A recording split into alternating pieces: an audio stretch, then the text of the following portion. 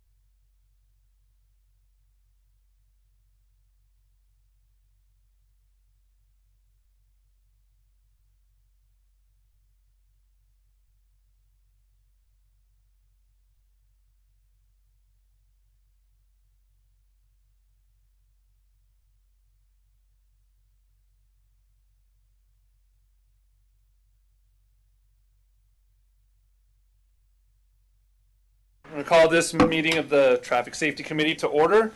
Just remind everybody, please turn off your cell phones. And now that we're in order, I would like to stand for the Pledge of Allegiance. I pledge allegiance to the flag of the United States of America and to the republic for which it stands, one nation, under God, indivisible, with liberty and justice for all.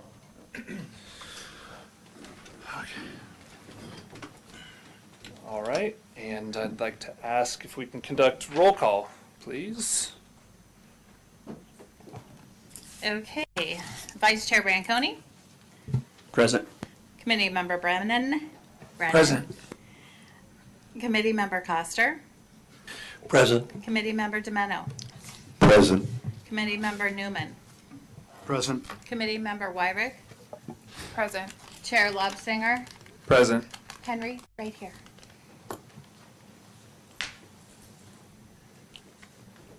Youth Member Montgomery Yale. Present.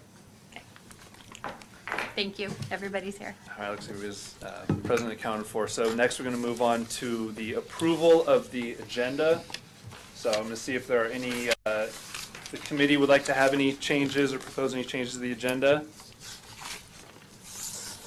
Seeing none, I'm going to see if there's any public comment regarding the agenda itself.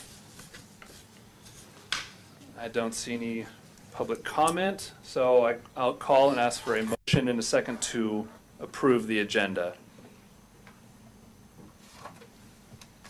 I'll motion to approve the agenda. A second. Vice Chair Branconi. Aye. Committee Member Brennan. Aye. Committee Member Coster. Aye. Aye. Committee Member Domeno. Aye. Youth Member Montgomery Yale. Aye. Committee Member Newman. Aye. Committee Member Wyrick. Aye.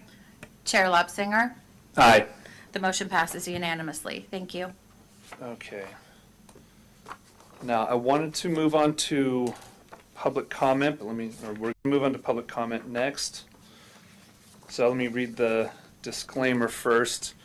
At this time, members of the public may comment on any item not appearing on the agenda. It is recommended that you keep your comments to 3 minutes or less. Under state law, matters presented under this item cannot be discussed or acted upon by the Traffic Safety Committee at this time. For items appearing on the agenda, the public will be invited to make comments at the time the item comes up for committee consideration. Upon being acknowledged by the chair, please step to the podium, speak into the microphone, begin by stating and spelling your name. Now, if anybody didn't get a chance to go over the agenda items, I'll just go over them real quick, and if I miss one, Cathy or Mike, please let me know. We will be discussing, when we get to the regular calendar, we'll be discussing curb painting and several improvement projects around the plaza. Current status of traffic safety hazard reports that have been submitted already. And that includes 5th and West MacArthur. And we will also be discussing several items. Director Berger will be updating us on these locations: 5th East and East Napa, West Spain Street from 1st West to 5th West, 7th Street West, 5th West between West Spain and Verano, 1st West and Newcomb, 2nd West and Andrew, MacArthur Lane and 2nd Street East, East MacArthur, Oak Lane, and West MacArthur, 5th East. So those items will be discussed later and as part of the regular agenda. So with that being said, if anybody would like to have public comment on any of those items that were on something that was not listed that I just listed out, now's the time.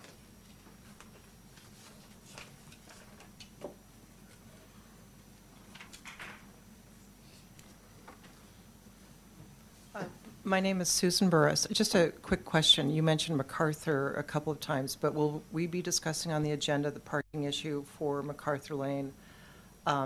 So it is 2nd and Donner, so that was one of your items? Yes, that Okay, will be great. one of the Thank items you. discussed. Thank you.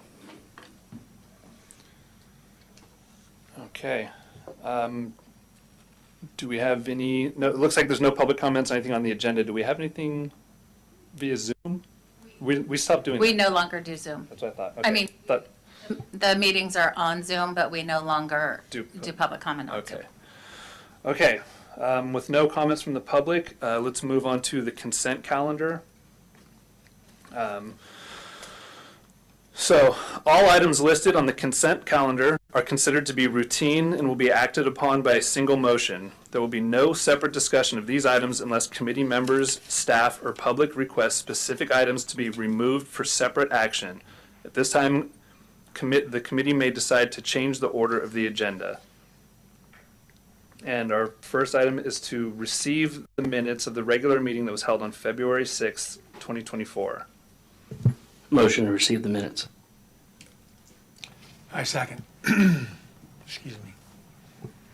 Vice Chair Branconi, Aye. Committee Member Brennan, Aye. Committee Member Coster, Aye. Committee Member DeMeno, Aye. Youth Member Montgomery Yale, Aye. Committee Member Newman, Aye. Committee Member Wyrick, Aye. Chair Lobsinger. Aye. Thank you. The motion passes unanimously. All right, moving right along. So now we're going to move on to the regular calendar of the Traffic Safety Committee, and just read this disclaimer. The discussion on current status of traffic hazard reports received by the Public Works Department, the procedure for reporting the concerned, and metrics utilized for evaluating them. But before that, we have to get to an important item, and I'm going to actually have two things. What we're moving on to first is the election of the officers. That's Correct. what we need to do first. But before I do that, I did want to introduce Committee Member Newman, who is new to this committee, and I'm going to hand it over if you just want to give a minute to introduce yourself. Thank you, Adam. My name is Jay Newman. I know it says John, but I'm a nickname guy. I go by Jay. Lived in Sonoma in the boys area for 13 years. Born and raised in San Francisco. Combined law enforcement 37 years. I work with the Sheriff's Department, work in courts, volunteer firefighter with Shell Vista, where I work with both Adam and Mark, and I retired as lieutenant with SFPD and did a lot of community meetings with the public about traffic-related issues. So thank you for having me. I'm looking forward to working with you. Great, thank you. Okay, now I will turn it over to Cathy for the election of officers. Okay. So to make, I had it Each year, the Traffic Safety Committee will conduct a reorganization by selecting from among its members a chair and vice chair to serve for this year. We didn't do this in February because we weren't aware. That's why we're doing it so late. And, okay, sorry about that. The rotation of the chair, vice chair will occur at this meeting. The chair presides at the Traffic Safety Committee meetings. The vice chair performs the duties of the chair during the chair's absence. The selection process proceeds as follows. I will ask for nominations for the position of chair. To make a nomination, committee members only need to state, I nominate blank. Nominations do not require seconds. However, other members may express support of a nomination by making a seconding speech. When there are no more nominations, staff will declare nominations for the position of chair closed and will allow public comments, if any. A roll call will then be taken, beginning with the first nominee. If that nominee receives a majority vote, they are declared the winner, and no additional votes are taken on the remaining nominees. If a majority vote is not achieved for any of the nominees, but the nomination and voting process will be repeated. Voting on the nominees in the order of their nomination until a candidate has received a majority vote. The newly selected chair will continue the same process for the vice chair. So do we have any nominations?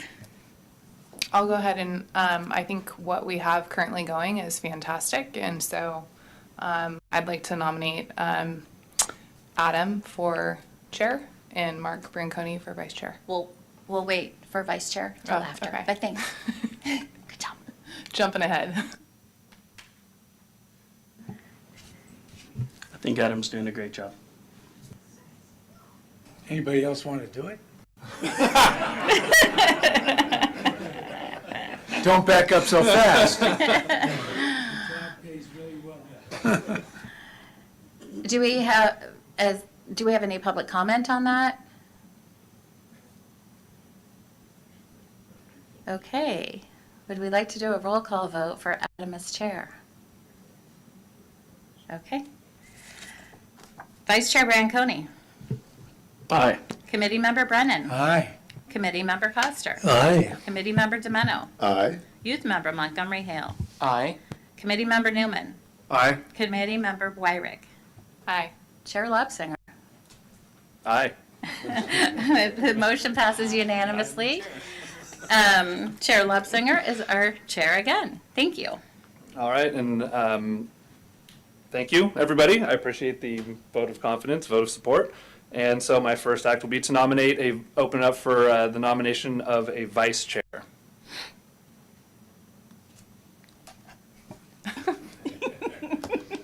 I nominate Mark Branconi. Anybody else want to do it? All right, is there any public comment on this nomination of Mr. Branconi as vice chair? Does not appear to be any, so I'd ask for a roll call. Okay. Vice Chair Branconi. Aye. Committee Member Brennan. Aye. Committee Member Coster. Aye. Committee Member DeMeno. Aye. Youth Member Montgomery Hale. Aye. Committee Member Newman. Aye. Committee Member Wyrick. Aye. Chair Lobsinger. Aye. The motion passes unanimously. Thank you. All right. Congratulations. Good job. Feel the throbbing. I don't need to change all the stuff now on the, Yeah. it's all set. This is great. You gotta love small town government. But now that's over, and that's great. Thank you, everybody, and thank you for your patience. And here we are. We're going to move on to again the regular agenda, and this is what we're here for. And I'm going to turn it over to Director Berger. All right, thank you. Our second regular calendar item tonight after the elections is we're doing a discussion on proposed new red, green curb paintings on the plaza in accordance with state law AB 413. And I would like to introduce you to Ashley Cotter.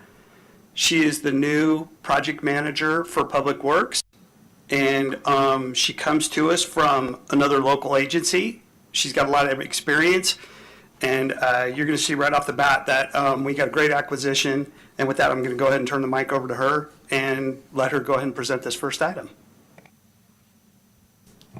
Hi, everyone. It's nice to meet you. I'm happy to be here. Happy to work with everyone on the Traffic Safety Committee. So today I put together a brief slideshow that's going to go over the suggested changes that are going to help the City of Sonoma come into compliance with State Bill 413. We can go to the so I prepared a brief roadmap. We're going to go over the new regulations, the existing conditions, the suggested changes, and ultimately where we'd like Traffic Safety Committee's input, which are, as you'll see, delineators at mid-block crossings. So what is State Bill 413? So this was signed into law in October 2023, and it went into effect in January 2024, and it created a whole new section of the vehicle code. And essentially what this does is it prohibits stopping, standing, or parking a vehicle within 20 feet of any marked or unmarked crosswalk, or 15 feet within any crosswalk with a curb extension anywhere in California.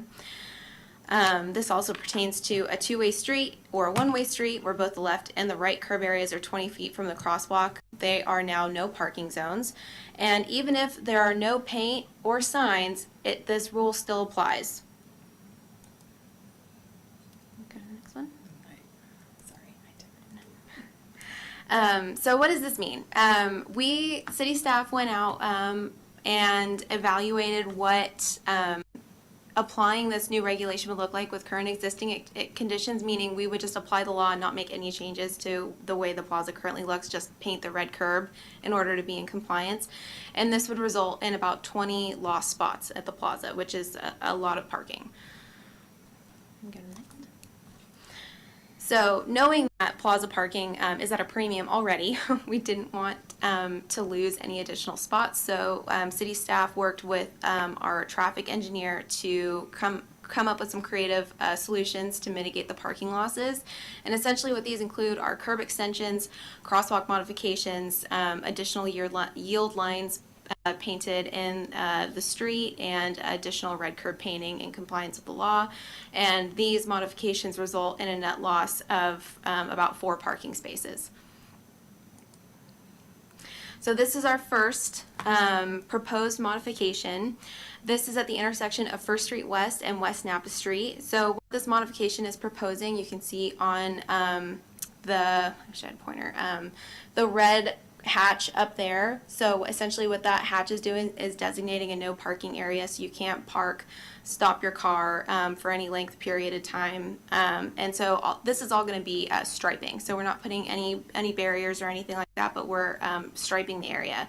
And then you can see here the 26 feet on First Street West, the 40 feet on West Napa Street, and the 29 feet and the 60 feet on the other streets coming into that intersection all show that we're in compliance currently. So not a whole lot of modification on this one.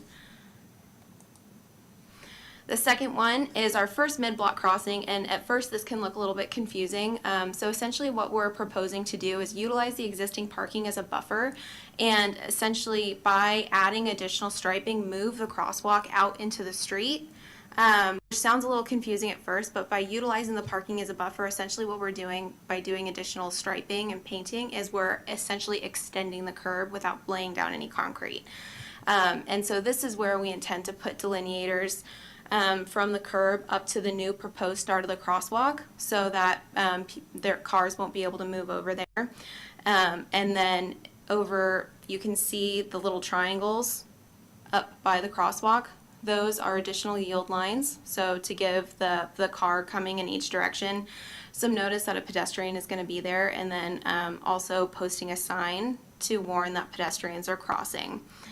And so all of this is going to be done, again, with striping, painting, and shifting. So what we're going to do is essentially make the current crosswalk perpendicular and shift it out, and then add the delineators. And in doing so, we'll be able to be compliant with the new law, and there won't be any loss of parking. this third figure, we have 8 of these, by the way. So I'm going to go through these one by one. And let's see. So this modification, we can see over on the intersection of First Street West where it turns on East Main Street, a right turn. Again, we're going to be restriping so that we're essentially extending out the curb in order to make this compliant and kind of aligning it with the right lane. The cars, again, same with the mid-block sections, will act as a buffer. And then we are going to increase the red curb to 20 feet on First Street West, coming down, crossing East Main Street. And figure 4, this is the mid-block crossing of East Main Street. And so this, we have very similar modifications to our previous mid-block crossing. Again, we're proposing to shift the crosswalk up, essentially extend the curb with additional striping, add the pedestrian crosswalk sign and the yield lines. So this will be compliant so that the crosswalk starts 15 feet into the roadway, and the yield pedestrian sign will be placed in the midway. And again, this would be something where the delineators would be placed so it's very clear that no vehicular traffic or, even bicycles. We don't necessarily want a whole lot of traffic going in and out because that is now officially part of the curb. And then figure 5, First Street East and East Main Street intersection. So there's 3 reconfigured areas, very similar to what we had, I believe, on figure 3, where we're essentially extending the curb out to mitigate the loss of parking through striping means. And then this is essentially going to we're going to mitigate any parking loss here because we're, again, shifting the curb out so that we are compliant with that new law. And then we will be increasing the red curb on First Street East to 20 feet. So I believe there is some there currently. And then figure 6, this is the mid-block crossing on First Street East. And again, we have a lot of the same modifications that we've seen in our other mid-block crossings. Shifting the curb out through means of painting, striping, another pedestrian yield sign, adding more yield signs in the roadway, and adding delineators to note that those are now essentially curb extensions.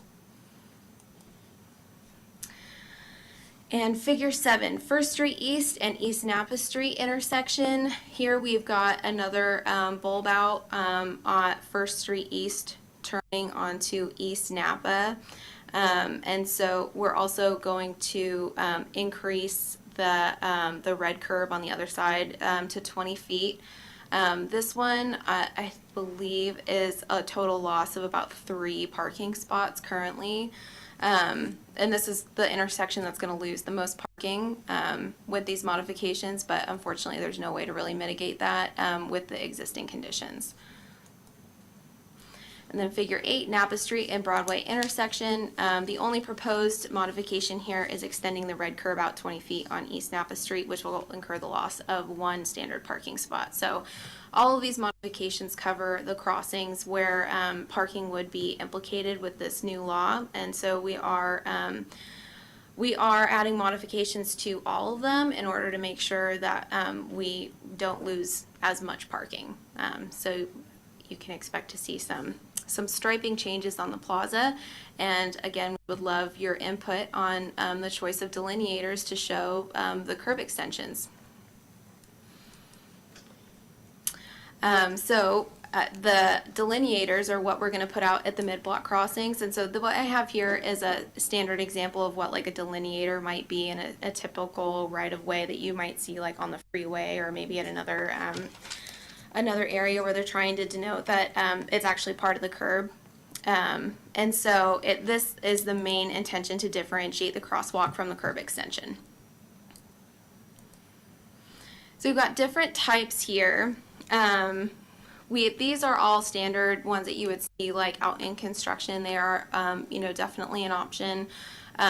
The whole idea is to draw your eye so that you know that it's not part of the crosswalk at all. It is going to function as curb extension. So something's going to go in. This is one option. And then we also have a list of alternatives. We could do something like planter boxes, put those there. all of these are just suggestions. We would like your traffic safety committee's input on the overall type and look of the planter box. And then, we would obviously discuss with our operations team about what would go in the planter box and what kind of, what they would need in order to maintain that. And then we also pose the idea of railings. So those are different kind of looks and feels for railings that we could post out there. That might be aesthetically pleasing, more aesthetically pleasing than the typical delineators that you would see. That would also mark this as a curb extension and not a crosswalk. And I think that's all I have for you for today's PowerPoint. There is an item in the agenda item summary that goes over the green painting, which I didn't include in this PowerPoint because this is all about the modifications. Sure. Sorry, I moved too quickly onto the next one. Sorry. No, that's my bad.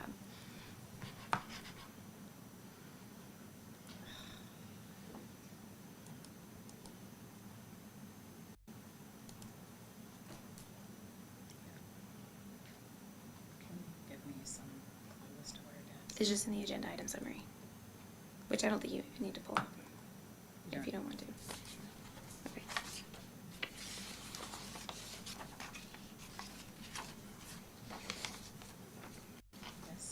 Yeah, just the report.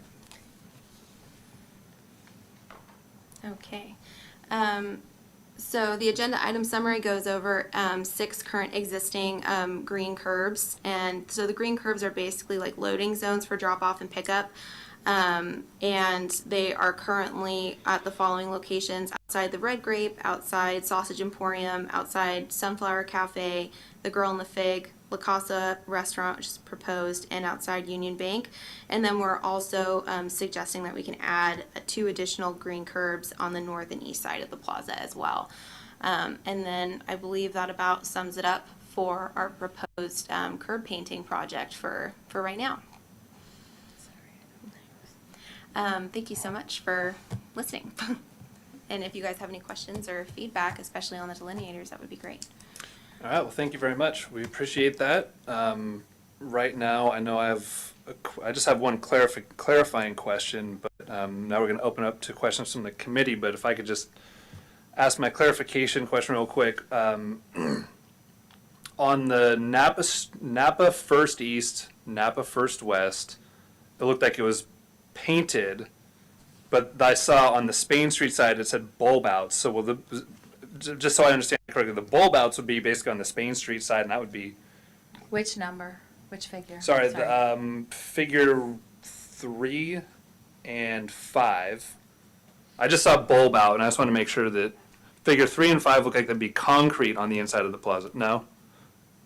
No, I believe the current project is just for striping. It's- So okay. bulb out is just another term for curb extension. And so essentially what we're doing is adding the additional striping. So we won't be doing any kind of concrete work on the plaza. Okay. Just striping. That's why that was my clarification, because I just saw bulb out on 2 of them and not the other 2 corners. So it's going to be the same on all 4 corners.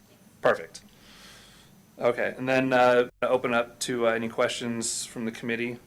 And Chair Lobsinger, I want to clarify one thing on that. I just want the committee to know that there are 2 current development projects that are contemplating concrete bulb outs.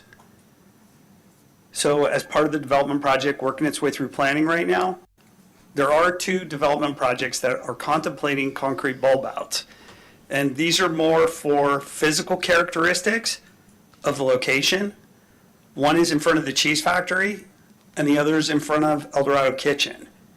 And while Public Works isn't leading the effort on those, design constraints could require some changes at the corners. And so even though this is what we're proposing and it indicates that it would be a final plan, there are a couple of plans in the works to do concrete work at 2 of the locations on the plaza. And right now, this is what we're proposing to keep the minimal number of parking spaces lost and work creatively with this new law. But as soon as we get the paint down, somebody could drive by and see a bunch of construction work going on at one of the places that we just painted. And these things are, going to be controlled by the planning commission, et cetera. So that's something on the horizon potentially. Mike, what do they look like, the concrete?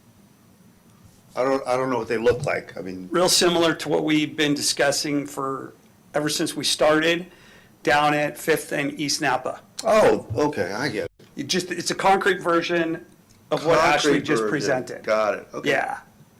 Yeah, and the reason you put concrete is to address vertical issues, Mhm. existing vertical issues. That's one way to do it. I have a question. So for the traffic delineators, where is that all proposed? So if we go to a mid-block crossing, what you see here, the red square, essentially like before you get to the crosswalk, what we're looking to do is place the delineators where those green lines are before you get to the crosswalk. Okay, and that's the only spot on the plaza? No. So we would be looking for 6 placement of delineators because there's one on each side of each mid-block crossing, and we have these proposed modifications at 3 mid-block crossings.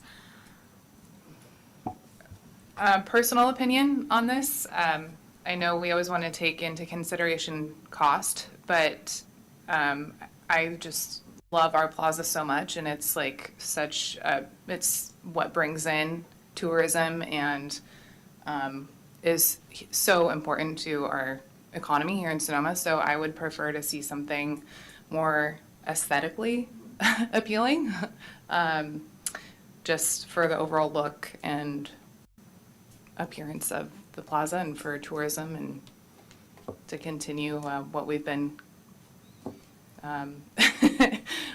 trying to pursue for Sonoma and bring in tourism. So. Yeah, let me just jump in real quick because I know everybody wants to talk, so let's go to Peter and Greg, because I have thoughts on it too, so let's just start down there and come on down the line.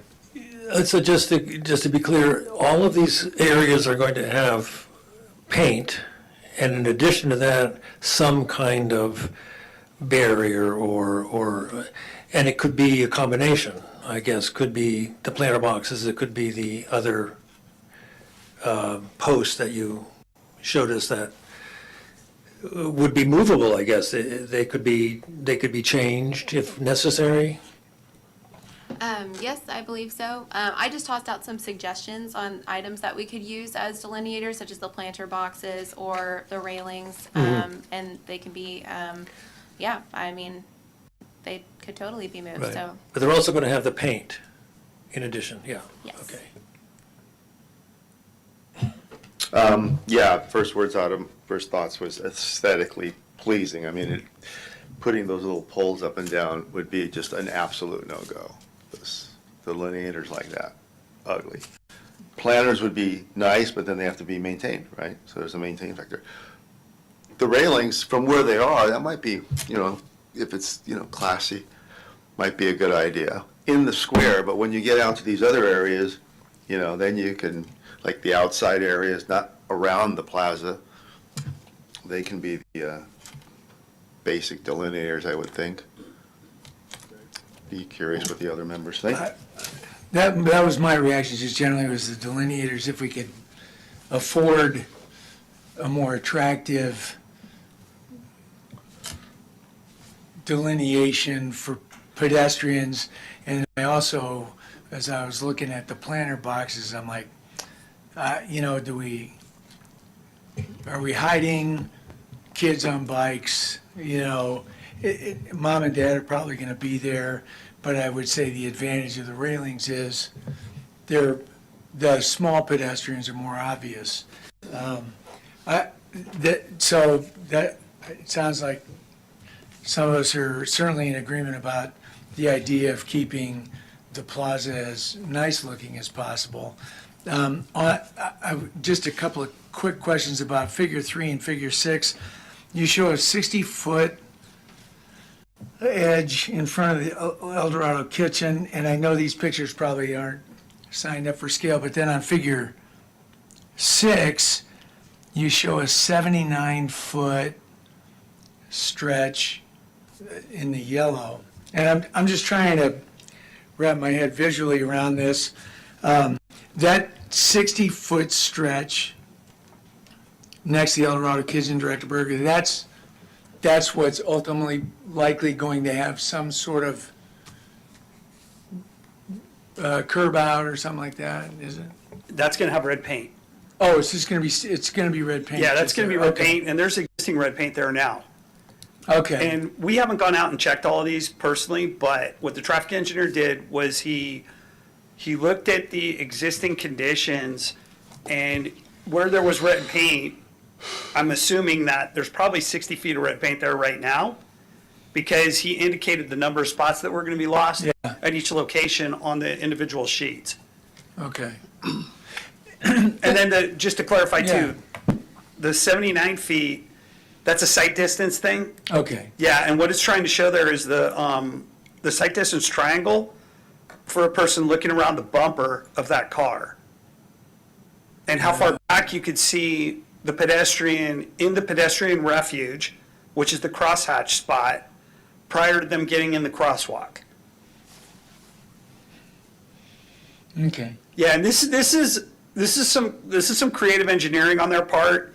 And what we did was the police department and public works got together. We made a little rough determination how many spots we were going to lose based on this new state law. And it turned out it's a significant 20 spots is a huge number at the plaza. And so what we said was, how could we get together? You know, we proposed it to the traffic engineer of being able to think creatively and think around this 15-foot criteria with a bulb out type situation versus a full crosswalk situation, which is 20 feet, a crosswalk with no bulb out. And so he came up with this, and it definitely helps too because we have skewed parking at the plaza. And if we push the pedestrian refuge out, it allows us to take the 15-foot from the crosswalk to the back bumper of the car, not the front bumper. And therefore, we can gain all that room, which is probably about 6 or 8 feet, and end up with no loss at a lot of these locations. So I'm probably of an unpopular opinion here. I know we always talk about the concern we don't have enough parking at the plaza, and I strongly suggest on the 4th of July, there's not a parking problem in Sonoma. Everybody finds a place to park so we can go see the fireworks. The other thing is, as one who goes through on East Napa Street multiple times a day, I see the same cars parked there. The presumption is that that's a merchant or someone who works for a merchant, because it's the exact same car. So the loss of traffic, I'm empathetic to the merchants who want parking in front. I like the idea of the green curb so people can get out, get their pizza at the Red Grape or pick up something quick at the Sandwich Emporium. I like that. And I think this seems like a pretty reasonable solution to answer a state requirement. And I also, I'm understanding, similar to on East Napa Street where we've got the sign that shows the paddle, these paddles are going to also be in place in the middle of these crosswalks as well, correct? Or in front of the crosswalks? Yeah, the paddles are optional. And so if the committee felt strongly one way or the other, I support the paddles. Since our last meeting, we put a paddle in at Prestwood. And having a paddle in the middle of the road, it's gonna affect traffic. And it's not gonna make people speed up. And I think that the paddle at 5th and Napa has been working good. We only had to replace that one once. Yeah, and I heard about the lucky truck that got it. And then we shifted the one at MacArthur a little bit because we think somebody might have taken the left turn a little bit too close. And so we shifted that to the east, and that has worked well since we did that. So I'm leaning towards putting the paddles there unless somebody were to come out against them, and then we would have a discussion on it. For me, the last question that relates to that, in a sense, is delivery trucks are especially parked in the middle of the street in order to deliver, because that's where they can park. And I can't remember, is there striping in front of, like, the Mary's and those, for trucks to park was, at one point, did we used to have striping that said this is truck parking? And is that something that we want to make sure we have or not have on this? There's two of the trapezoids in the middle of the street on the north side of the plaza in front of Mary's and Swiss. One is on the crosswalk that we have, that the mid-block crossing that was shown on the slide tonight. One is to the east of that, and one is to the west of that on Spain Street. And I believe there's two on the other two sides for First Street East and First Street West also. So we're not losing those in the process of this? That is correct. So I just had a couple of thoughts. Absolutely. I don't see any reason to not put yield signs, the paddles up there. I just, anything that increases pedestrian safety, I'm going to be for. Going to the delineators, I have the same thoughts as what it sounds like this committee has. Is while the delineators would probably be the easiest and most expeditious, I don't think that necessarily is what we want the plaza aesthetically to look like. But as we look at planters and railings, I start to think, how much work are we going to start creating for Mike and Chief Cutting and Chief Acre when people start running into them and knocking them down and maintain? I mean, it's not just maintenance; people are going to run into them. Mm-hmm. So we have to consider everybody who's going to be in this one, and looking at some of those railing ideas, which is where I actually would lean towards that. The railings, there's going to be concrete in ground, or there's going to be something in ground that's going to require some work and budget wise. So my thoughts are, where I'm leaning is the delineators. That just doesn't strike me as Sonoma. It doesn't strike me as people wanting to come down, and it just doesn't seem like us. And the planters just seem like they're just an attraction for all sorts of, like you said, it could be pedestrians hidden. It could be it could be people. It's going to be people running into them and increased fire and police responses and more work for public works. But given these three options, just if this is it, and knowing that it could possibly change, I would lean towards the railings, specifically the one on the right. That appears to be the simplest one. It also provides, because we're the traffic and we're the safety committee, it seems like if people are walking right there, it's just an added layer for the pedestrians. Just with those corners and how busy everything is. So that's where I am. I don't know if Mark or Jay, you have anything. Yeah, just a couple quick things. Ashley, thank you very much. Very well put together information. Appreciate that. I'm going to echo everybody's sentiment. The delineators, the construction traffic style ones, probably not what we're looking for. I think with the planners, I kind of had the initial thought, like Greg had, that, hey, it might hide something. But then looking at figure 6 at the sight distance stuff and knowing there's going to be a car parked there and having crossed there specifically, if you think about crossing in front of Mary's, I'm sure several of us have, you walk out to the back of those vehicles anyways, and that's essentially where you start your crosswalk. So that's looking at both the sight distance diagram and thinking about how I already approach that crosswalk as it stands today. I don't really know that the planners are going to be hiding anything. So I like the planners. The fence or the railings that Adam's talking about, the one on the right, I agree it looks pretty good there. My only thought here is it looks good when it's matched up with some concrete and some other things, but we're talking about throwing it in the middle of asphalt. So just a consideration. So I don't have a strong opinion either way, but I think I think maybe leaning a little bit more towards the planners, so long as Public Works doesn't think it's going to be too much, as far as upkeep of the plants that are in those and things like that. I have a design suggestion that could be used to kind of mitigate some of the multiple, both aesthetic and safety issues.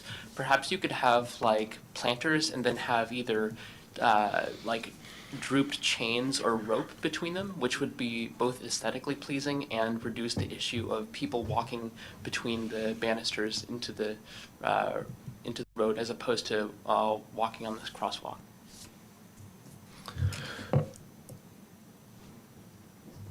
I got an idea. Wine barrels. Jesus, why, we're never gonna be out of wine barrels. Just put them, and same idea with the chains. I think there's a few wine barrels we can probably utilize. And I don't know what you put on top of them. You don't even put flowers in them. It's a wine barrel. There you go. That's my, I'm out of here. Brilliant. I just have that's a great idea. Yeah. All right, idea for the year. Just, this is a question for Director Berger. I may be looking too far down the road, but I know one of our thoughts was having a downtown project it's more of a long-term project. I know the city's been looking at it, and I know Napa's done it. A lot of towns are doing it now. We're not quite there yet. Does the city or does Public Works, where does this fit in with what we're trying to do? I don't even know if you can answer this question. What fits in best with what the city's trying to do for the long term? Because I don't want to just throw something out there and then have it kind of go against what the city's looking for. Yeah, that's out in front of where we're going. And let me just clarify too, the downtown project that you're referring to, is that more of the area that we've discussed? Yeah, just the ideas that have been kind of, that we're talking about for down the road. And I know, again, these are just ideas, nothing set in stone yet. But I just want to make sure that we as a committee are kind of following with the city, where the direction that the city's heading. Yeah, and obviously the aesthetics of the plaza are really, really highly rated. And coming up with the decor, the theme, yeah, I mean, putting garbage cans out there was a little bit controversial at times. And we were really careful about putting bike racks out there to try to figure out something that was, not too standoutish, but at the same time, these things are modern if they work, and minimizing the amount of concrete that we have. So we came up with DG around them. In terms of, a theme or some sort of scenario that we're sticking with, that has to be, it could be part of the Plaza Master Plan, which we're currently thinking about, but not currently working on. And thinking about this, what the areas around and adjacent to the plaza should look like. One of the items that we're going to discuss a little bit tonight that we did not have time to get on this agenda, but is the 20-mile-an-hour speed limit regulations that you and we talked about at our agenda meeting. And with that 20-mile-an-hour speed limit area, what we're looking into is defining an area that is characteristic of downtown. And we're going to work with the traffic engineer because that can segue right into our 20-mile-an-hour speed limit. And I think that once we define that area, it's going to give us a little bit more guidance on what the applications would be in the area. And maybe that'll help us decide things like, well, what type of railing would we use? What type of sign should we have, et cetera. Yeah, and I'm really not surprised that the committee's not really too warm about the delineator idea. Those weren't too well received at with the parklets. And basically, the plaza deserves a little bit better than an orange delineator out there. So yeah, staff completely agrees with the direction that the committee's going on that. We want to put all the ideas out in front of you. We think the wine barrel idea, it definitely has, it's up for discussion. And then I'm not going to rush to do any of this. And this striping, this could be something that we have to get a contractor in here to do, because this could tie up Public Works crews for a couple of weeks being out there laying all this stuff down. And so this isn't necessarily something that's going to happen in the next week or the next month. So we got a little bit of time to think about it, throw the ideas out there, discuss them, think about the ideas up to our next meeting, and then we could possibly come up with something at the next meeting. Yeah, I mean, my thought is, we still have a lot of time, so I feel like my thought isn't, if I'm hearing it correctly, we don't need to vote on, as a committee, we don't need to vote on anything tonight, and if nothing else, we have another meeting coming up in August. So my thought right now is unless we have anything, as a committee, have anything more to add to it, is I would suggest opening up to public comment. I know most folks are here to talk about other stuff, but since we're here and we're talking about the plaza, it's everybody's town, so we got, yeah, okay, Jay, you got one more thing? My only concern on the planners is, like some other major cities, sometimes the planners become garbage cans. If we ended up having planners that they design it where they can't be utilized for additional garbage. And just one, is there a legislated height? It has to be 4 feet, it has to be, can't be more, can't be less than 3 feet, whatever. Is there a legislated height? Yeah, this would be a good question for the traffic engineer. I know that all the delineators are pretty much the same height. And, but then again, there's some shorties that you see every once in a while too. So that would be a great question for the traffic engineer, yeah.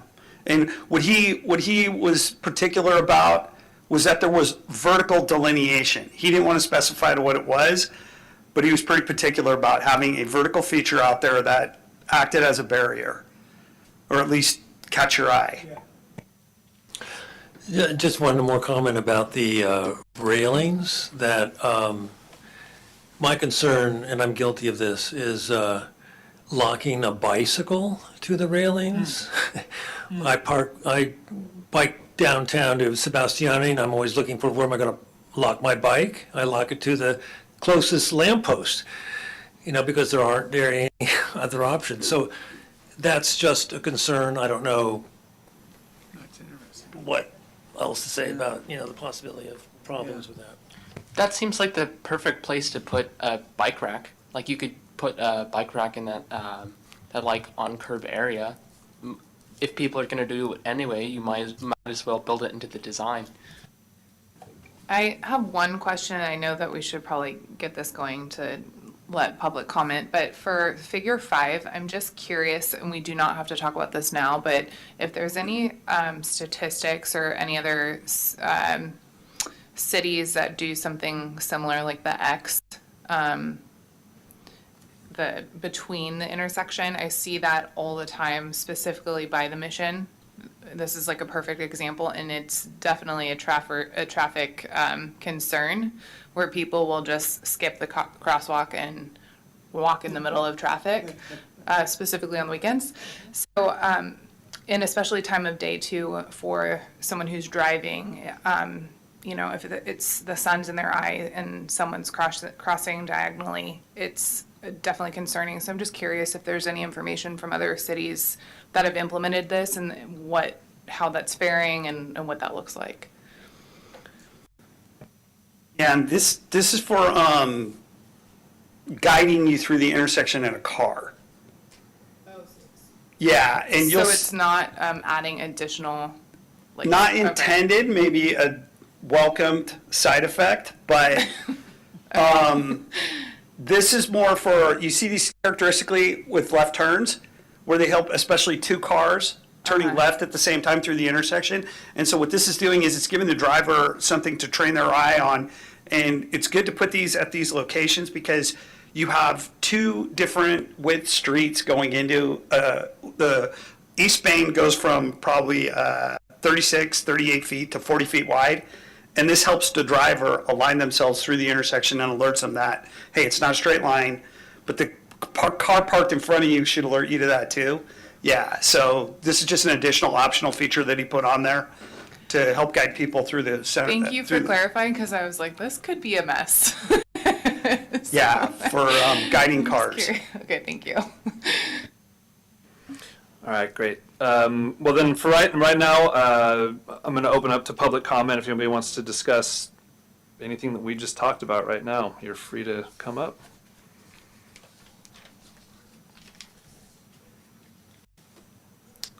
All right.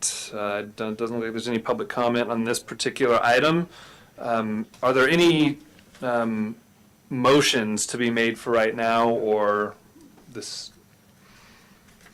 I think it sounds like this committee just wants to kind of take some time, because at least until the next meeting. So with no motions, let's move on to the next item, which is the current status of traffic hazard reports received by Public Works, and the current status of how each one is currently being evaluated. And I know this is where the bulk of the public comment's going to be. Mike, what would be the... Do you want to go through each one? I'm looking at page 62 right there. Do you want to go through one at a time, and we'll just quickly do public comment on each one? Yeah. All right, Mike, it's all yours. Yeah, my plan was to present these one at a time. I've got them in chronological order of order received, and then go through each one by one, give the committee a chance to ask questions, get people up to speed, and then also basically we could take public comment after that, and then move on to the next one as soon as we're done with that. Now, for the first one that we have tonight, which is 5th Street East and East Napa Street, this is the one that we've been, I have to sit down. that would be great. Look, Mike, if I could just jump in real quick. We'll go through each one with committee discussion and public comment, but maybe we'll hold any potential motions for the end of, once we get through this page. Or do we want to do it one at a time? And that's your call, Chair Yeah. Lobsinger, how the committee wants to do that. I'm thinking that when we open it up, we'll do it one at a time, because we might get to the bottom and kind of forget what we're talking about. I also don't want to overload the city with 10 recommendations. So that's And I think that's that what some I'm of these are going to go cautious pretty of. quick. Yeah. Yeah. Okay. All right. Well, then in that case, let's get started. Okay, great. As part of agenda item 4.3, we've got the first area that we're going to be talking about, which is 5th Street East and East Napa Street. This is the T intersection out there. And on the next page, page 63 of the agenda, I pulled up our summary of what's happened at the intersection. I'm only going to talk about the most recent things that have happened since we met last. If we want to review any of the past history, we can. But on Tuesday, October 3rd, this committee convened a special meeting of the Traffic Safety Committee to only discuss traffic calming measures and vehicle speeds at 5th Street East and East Napa Street. Recommendation was made for installation of an offset speed table on Napa Street east of the 5th Street East intersection. This item was brought to City Council on Wednesday, November 15th, where it was decided to install a speed table as a pilot traffic calming measure. Offset speed tables were installed by Public Works crews the first week of April 2024. What I have also on the next page is a summary of the speed surveys that we've done. And the ones I want to bring your attention to, and let's just go ahead and start at 4th Street to 5th Street, which is mid-block west of the intersection. And what we did is we did a combined survey. Originally, when we did these two directions, we did eastbound and westbound. When we did one speed survey on 322-24, it was combined both directions at the same time. So it picked up the average speed of every car going through that mid-block area. So right before we put these in, the average speed there in both directions on 322-24 was 24.8 miles per hour.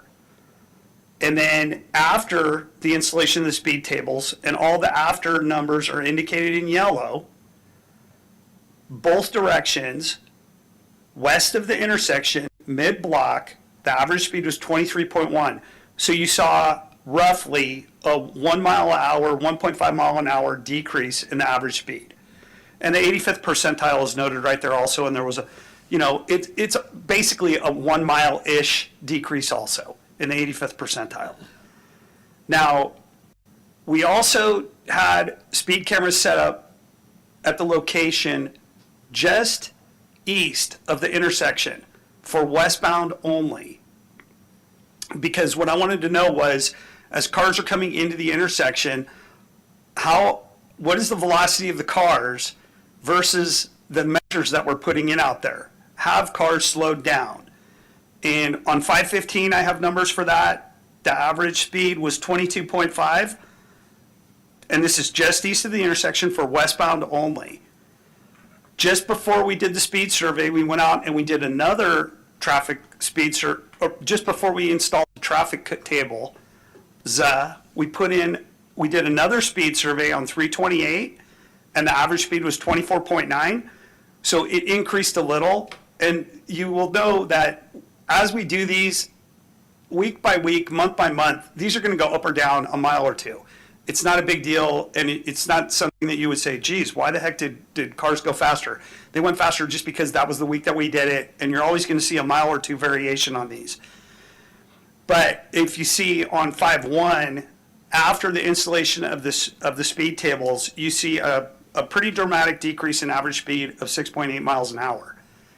And so, I mean, that's pretty solid evidence right there that these things are having an effect on westbound traffic right at the intersection as cars are getting into the intersection.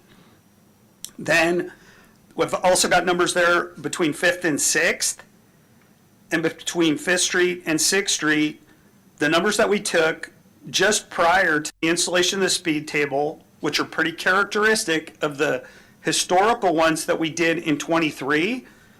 For eastbound, heading out of town, you have an average speed of 28.2 miles an hour. And for westbound, coming into town, you have an average speed of 31.2 miles an hour. And unfortunately, the direction that we originally decided to take numbers is very close to the installation point of the speed tables.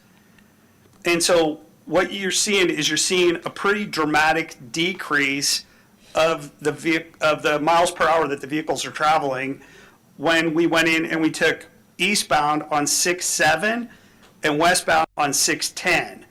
And what eastbound transitioned to was from 28.2 miles an hour to 24 miles an hour. And then westbound transitioned from 31.2 miles an hour to 22 miles an hour. And this location where we took these speeds, though, is very close to where the speed tables got installed. And so that kind of taints a little bit of the before and after, because you could see that people are, these numbers are great, don't get me wrong, but I would have been happier if it would have been a little further away and really give people time to get up to their traveling speed again. But here again, I think that the numbers are really good, and it indicates that these things are effective in slowing down traffic. On the next page of the agenda, we tabulated some of the communications all of the communications that we received via voicemail, email, phone call, and walk-in people coming into Public Works. If you tally these, I believe it's 4 that are not in favor of the speed bumps, and what do we have for 1, 2, 3, 4, 5, 6, 7, 8, 9, 10, 11. 4 versus 7. 7, the people that responded are in favor of the speed table, and 4 are not. And I'm going by memory here, but I'm pretty sure it's 4 and 7. And then that is the information that we have. One of the things that we have been focused on is, and that we do know, and one of the comments in here notes this, is that some of the drivers that are driving on Napa Street are swerving over the double yellow and going around the speed tables. And that was noted by one of the people that called us up. And police department has spent time on this, trying to educate people. That's not the right thing to do. It's a double yellow. You're not supposed to do that. And I'm hoping that will decrease with time. But obviously that's a risk and a hazard that is associated with putting these in. And the rest of the comments are there, and you can go ahead and read them. Like I said, it's almost 2 to 1 of people that support it versus people that do not support it. And that pretty much wraps up the presentation for this location tonight. And this will be the longest one, by the way. I think we're going to spend the most time on it.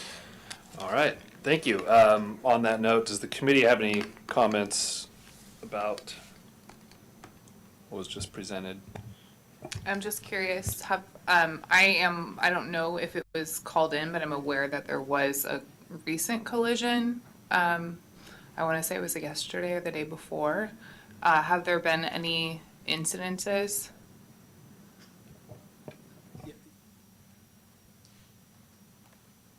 There have not been any noted accidents as a result of the speed tables themselves. We have had significant, we've observed and we've been out there in traffic enforcement for the bypass of the bumps, and they're going in opposing traffic. We've received many complaints about that.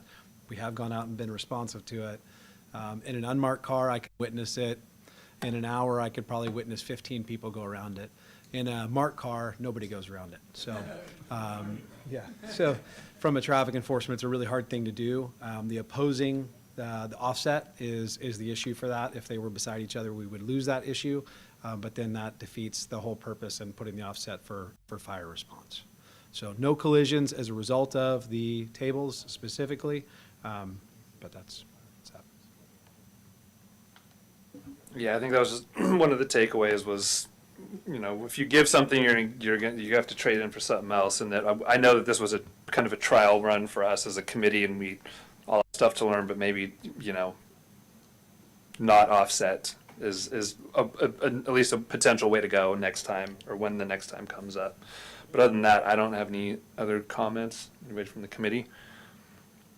And then, oh, go ahead. I just had a thought, you know, we were talking about those things in the plaza. Well, I mean, just maybe have a number of those as you approach the speed table. So people realize if they want to cut over, they really got to go way back. You know what I'm saying? They line them up like 30 feet, like put like 10 of them, or they do it all over the place on Highway 12 when you're way out there. The only thing about that is the offset is there for fire trucks to be able to go around them. Oh, And if God, you're so putting they- a delineator in, you're they take 'em defeating out. that. Okay. Or they would have to enter the oncoming lane way too early. Got it. Correct, thank you. All right. Unless there's anything else. Oh, I Henry. have one question. I never really understood why the speed tables are so far out from the intersection, and like why they're both on the east side of it instead of having one on the east side and one on the west side. That seems to make more sense intuitively. So a car hits the speed table and then goes over the crosswalk, so that you stop the vehicle physically before it enters the crosswalk. I've never really understood why that placement choice was made. That was the decision of the engineer. This is pretty typical as far as the setup goes, and the displacement between the two is set by the company. Now, you could change that, and you could make them farther apart, but the whole purpose of the offset speed table is to have them close to each other, not adjacent to each other, and give fire apparatus and even police, if they chose to, the chance to go around it at high speed if necessary. But that could be a question posed for the traffic engineer. But this was designed by our consulting engineers, and this is pretty typical of the way that they're constructed. All right, thank you. All right, let's move on. Is there any public comment regarding 5th Street East and East Napa Street? And just a reminder, just give us your name, and you have up to 3 minutes if you want. I don't think it'll take that long. Kevin Grant, 473 East Napa, so I'm just west of that 5th Street intersection. I walk that portion of Napa Street at least 5 times a week. Dog takes me there. And I want to add one more positive comment to Mike's list of 7. So we've got 8 now. I think I haven't been cognizant of all the data that Mike has had, but intuitively and walking, it seems like the effect of the speed tables has been good. You walk by and there's a lot of red lights on the cars as they approach them. You do see those that are swerving through, but I think for the most part, it's been pretty effective. I think the goal was to slow people down, and I think most people around the neighborhood feel that's been what's happening. So I think we ought to do more. Thank you. Great, thank you, Mr. Grant. Greg, come on up. Greg Brennan, I'm at 492, and I just add on to Kevin's comments. This has been terrific as a resident of that intersection. We're right there. Anecdotally, you've got the stats, but anecdotally, for the first time since we've lived here in 11 years, my wife and I will go out in the morning and enjoy a cup of coffee on our front porch. There's some noise, but not like there was before. In the evenings, we've got a gazebo. We've been using that more. It's created a positive and seemingly slower pace car process, and I think you attributed that in terms of the statistics. We still have some scofflaws. It hasn't prevented all accidents. The one accident this last week was, I think, a parked bus got hit by someone who may not have been paying attention. But the vehicle that got hit was actually parked on that. Anecdotally, I've watched emergency vehicles navigate that pretty successfully. And I mentioned this to you in an email. I don't want to make more work for you. One of the things that's been phenomenal is the lack of noise. The noise has dropped incredibly, and I know we want to measure speed. Maybe as you go forward, one of the beneficial things here is that it's a lot quieter. And so maybe measure traffic noise in addition to, it's just one more thing for you to do. Anyway, I love it. It's fantastic, and I think as a committee, we need to consider similar traffic calming solutions for the rest of the city. Thank you. All right, thanks, Greg. Any other public comment on 5th East Napa? All right. Now, for the committee, are there any, is there any additional action the committee that we feel we need to take on this one?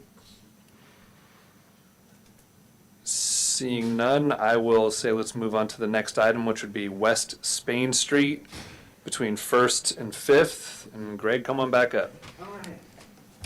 Yeah, and just prior to leaving this item, one of the things that I'm going to be recommending or presenting to the committee is that as we finish these, I'm going to put a note in the file that this is done. And these are going to get archived. It's not that anybody couldn't bring it back at any point in time in the future.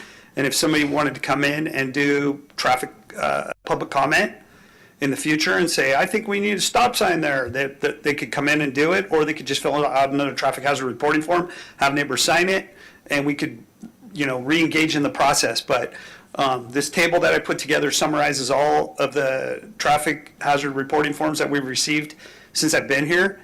And maybe I've even dug a couple out of the archives, but what I'm proposing tonight is that the committee make a recommendation that unless we feel that there's other activities that need to be done out there, we consider this one closed. I'm going to close it off, put it in the file, and it's not going to be on our spreadsheet next week or next meeting.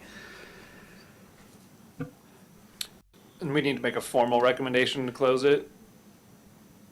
I don't know that we need to pass a motion. Yeah. I haven't contemplated that. My plan is to close it, and I think that if nobody suggests that I don't, then I'm just going to go ahead and continue with my plan. Yeah, that's I don't think we need to, I was thinking we don't need a formal motion, but I think I've got no problem closing it out. No objection. All right. Great. No comments means I'm going to go ahead and pursue what I presented. The next item that we have is West Spain Street, 1st Street West to 5th Street West. This traffic hazard reporting form we received on 5/18/22. The three main items that were in this were speeding, line of sight issues, and commercial vehicles going up and down Spain Street and using it as a throughway. One of the things about the table I presented tonight is we haven't done a whole lot on this issue yet. And one of the reasons why I haven't gone out there and done a lot of striping similar to what we did on Napa Street, east of 5th Street East, is because we have a road construction project coming up there. And I don't really want to go out, put a bunch of paint down, and that project has dropped in the queue one summer, but still, I want to be, I don't want to waste our money and put a lot of different items out there. I am rethinking this whole section of this traffic hazard reporting form. We are going to go out there, and as part of the red curb item that we talked about earlier tonight, we're definitely gonna look at the areas where we've received complaints about site visibility, received complaints about parking. When we start doing our first red curb painting, which my crews public works crews are gonna be working on the red curb painting, not necessarily all the diagonal striping at the plaza, but we're gonna be working on the red curb painting where we have problems right now with visibility issues, people parking. We're going to go over to 2nd and MacArthur and do some red curb painting over there. That's where we're going to have a discussion, and I hope we're going to set up an ad hoc tonight about permit parking regulations. And so there's going to be areas around town where we do put red curbs in to try to start making some progress here on making the places where people have brought these to our attention a little bit safer. And so there has been a request for a traffic circle here. What I did in the table was I said, of the 4 items that we're currently working on, which of these traffic hazard reporting forms are going to benefit from the resolution and the discussions by ad hocs and the conclusions of these different red and green curb painting, which we are not doing, I'm not proposing to do an ad hoc on, 20-mile-an-hour speed limits, which I am also not proposing to do an ad hoc on, but permit parking regulations and advanced traffic calming measures. And Spain Street's going to gain, and we're going to be able to have a discussion on putting a traffic circle in. When we approved the speed table, it was on an interim basis. We want to just do it on a trial basis. And what I want to do is I want to get an ad hoc together so that we can formalize these advanced traffic calming measures and present something to the committee at the next meeting about how we're going to roll this in additional with permit parking guidelines. And so no work has been done on Spain Street since we last met, but the current plan is to add red curbs, painting at the crosswalks to increase sight visibility for the drivers and pedestrians. And also, as we developed our advanced traffic calming measures, we'll be able to entertain doing some of these different traffic calming measures at that location. And that is my report for this location. Any comments or questions from the committee on this one? I don't mean to slow things down, but I do. I know Spain Street's due for a complete overhaul, and obviously we're all for it. One of my concerns is that the crossing at Vallejo's home, 3rd in Spain, has been an issue for a really, really long time. And while I don't want to, I see that the city's already short. The budget came out, and I don't want to just spend money, but at the same time, I also don't want to continue to wait and for this project to take over. So just something to consider, Mike, in the meantime, and I think we actually now have the luxury of we're meeting again in August, is some type of crossing, increased visibility, signage, flashing light, or anything at 3rd and Vallejo's home, because that is one of the bigger ones that the city hears about on a regular basis and has for many years, because I don't know who's funding, the Spain Street project could continue to get kicked down the road, and I don't want to just sit back and do nothing. So that's my only suggestion, that maybe we can come back with an idea for that specific spot between now and August. Noted. Thank you. Mike, right now, where Adam's talking about, are you going to put the 20-foot red stripe right now? Yeah, we're planning on evaluating, we wanted to present this to the committee tonight, get some feedback, and then potentially go out and do a bulk of the red curb striping, get going on that. Yeah, Are you asking us to approve that? no, Okay. no, if we don't hear any comments regarding changing You're gonna do it. different ideas on the red curb striping at the plaza, then we're gonna go ahead and proceed with it. At the plaza, But included with the plaza is gonna be the other locations that I already Got it. discussed. Got it. Yeah. Okay, perfect. Thank you. Mike, just real quick, the RRFB discussion, that'll be in 4.4 when you talk about projects, because that was something that we had discussed about, the other locations for That the will ones that you be- still have to install. Brought in terms of that Go Sonoma funded project, yes. Okay, Yeah, and those locations specific to that project.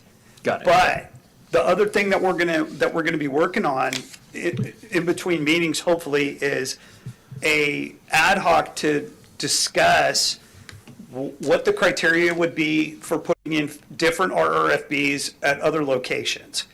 Yeah, independent of the Go Sonoma project. Okay, Yeah. got it. Do you need volunteers right now for that? We could do that at the end of the traffic hazard reporting form item.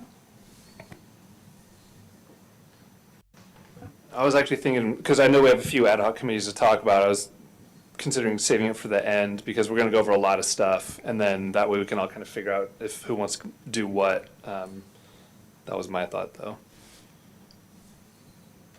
Does the committee have anything further on West Spain? And not seeing anything, I'll open up to public comment regarding West Spain from 1st to 5th. All right. Not seeing anything, any motions or actions that the committee would like to take? Seeing none, I'm going to move along down the line and move to 7th Street West.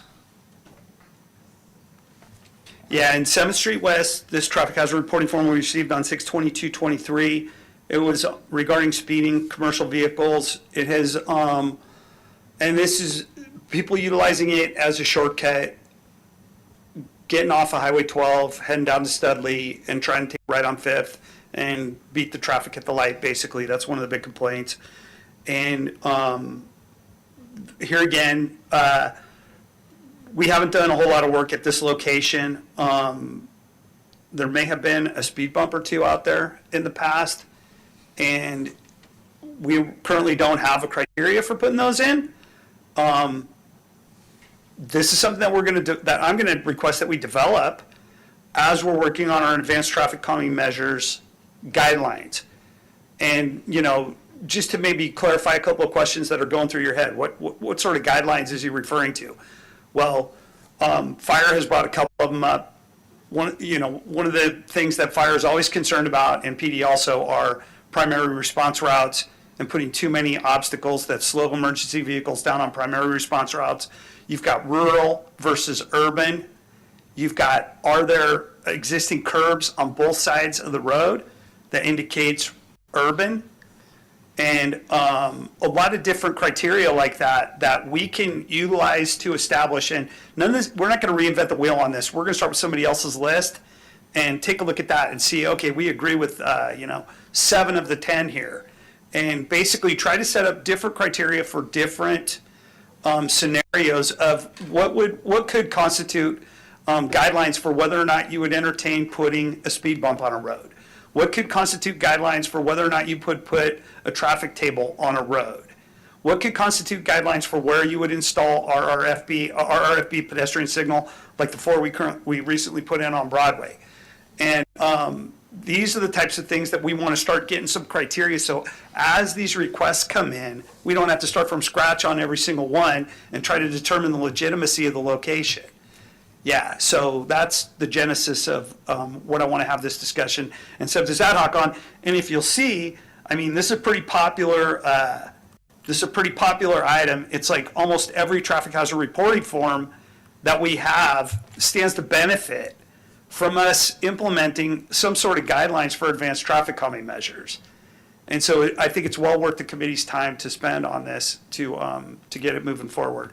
And so that right there is my presentation on 7th Street West. All right, anything on 7th Street West from the committee? I'll just say that I have to travel that to and from my house every day.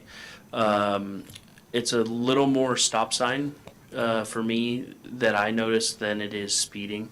So I don't know if there's any opportunity to work some traffic there. But yeah, Studley in particular at 7th there. All right. Anybody else? All right, let's move on. Is there any public comment regarding 7th Street West? All right, seeing none, any motions or actions from the committee? I don't see any. Let's move on to 5th West between Spain and Verano. Yeah, and 5th West Spain Street to Verano, we have done some work on this location since our last meeting. We did 2 speed surveys. We have, and Cathy, if you could go to the slides, please. We have also, we received go ahead and go up. Previous. These are the guidelines for, MUTCD guidelines for laying out signage and striping at pedestrian crossings mid-block and at corners. What we've done at 5th Street West and West Spain, or 5th Street West, West Spain to Verano, we did a speed survey, and let me just give a little outline of the traffic hazard reporting form. There's been requests for speed bumps. We've completed a speed survey, and we plan to add a crosswalk, multiple crosswalks, and signage. And these are the MUTC guidelines out of the MUTC manual for pedestrian crosswalks, mid-block, and at intersections. And on the next slide, we show what's being proposed for Montini Way and Fennel Lane.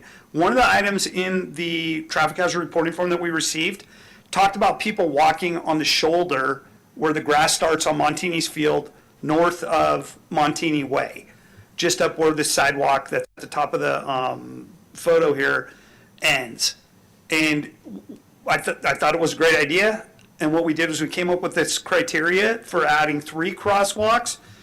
We also have, this is a little bit, we're going a little bit more with the signs versus at the Plaza where we don't necessarily want to have too many of these signs. It takes away from the aesthetics. But we've got the shark's teeth and the pedestrian warning signs, yield to pedestrians, adjacent to the shark's teeth on 5th Street West for northbound and southbound. And those would be set, before the crosswalk to alert people that this is where you're supposed to stop. And then we've got double-sided pedestrian crossing signs on both sides of 5th Street, and then also 2 other additional crosswalks. And there's a crosswalk there already going across Fennel Lane, north to south. It's faded, but we're going to go ahead and we're going to put the new continental crosswalks in that are typical of the city, along with the shark's teeth that direct people where to stop and the increased signage. On the next slide, we show what some upgrades that we're going to do on the bike trail crossing, and they're very similar. It's a mid-block. It's not an intersection crossing. It's a mid-block crossing. It'll have some of the same signs. We'll put signs out there alerting people that there's a trail there, and where to stop, again, with the shark's teeth and the pedestrian yield to pedestrian signs. If you go to the next slide, we can see we did 2 speed surveys out there, one for northbound and one for southbound. And the average speed for the northbound traffic is going 27.6 miles an hour. And on the next slide, the average speed for the southbound is going almost 25 miles an hour. So the 85th percentile is up around 30 miles an hour for both of them. And it caught the eye of the traffic engineer. We think that the items that we're going to implement are a great first start. We can get those done before the next traffic safety meeting, and we might even be able to get another speed survey done in the interim also after the installation of the crosswalks. Yeah, and we have a couple more ideas too about doing a couple other speed features out there. One of them could be putting a radar sign like we have on East Napa, east of the cemetery for westbound, to let people know how fast they're going. And, you know, probably a good location, I haven't figured out if we have a pole there that we could do it, but like right as you're getting ready to hit the gas, heading up to the stop sign at Verano, as you get into the wide open area there and you're tempted to hit the gas. Yeah, and that is the presentation for tonight for this location. With the striping and signage, is there, and I know that at the bike crosswalk, there's some light, there was some lighting issues. Has the lighting been corrected there, or is that going to be? That's not going to be corrected. I don't believe that lighting is METCD compliant anymore. Okay. Those signs and that lighting, and we won't be working on that lighting. The in-ground lighting is problematic. Yeah. But as Commissioner or Committee Member Branconi already said tonight, one of the things I'm going to be talking about in the next item is the upgrade that we're going to do for the bike trail with our Go Sonoma project, which we're currently embarking on design on. And this is from an SCTA grant for $1.6 million. And what it's going to involve is it's going to involve upgrades of every bike trail crossing except 4th Street East. And I haven't really looked at that one. I know that one's pretty current. And if there's anything that isn't current about that crossing, we'll address it. But from 4th Street East all the way to Highway 12 at the old bowling alley, Verano Avenue there and Highway 12, we're going to be upgrading every single one of those crosswalks with new ADA ramps, because some of the ADA ramps aren't compliant, and signs and striping. And I've listed in my next item where the rectangular rapid flashing pedestrian crossing beacons are going to go. Okay, that was my next one, the RFBs on the Montini crossing. Was that? Yeah, that's part of it. That will be, okay. We'll be putting one in there. Okay. Yeah, and that'll be on the next item. Okay, perfect. And good reference to the old bowling alley. Anybody else from the committee? I forget which road intersection it was, but there was a plan to introduce, I believe, 3 crosswalks. Yeah, I think so. Anyways, I've never really understood when people put 3 intersections on the same road, because that's going to make the route for the pedestrian much more dangerous by having to cross 3 streets instead of 1, and also pedestrians are probably just going to cross directly anyways.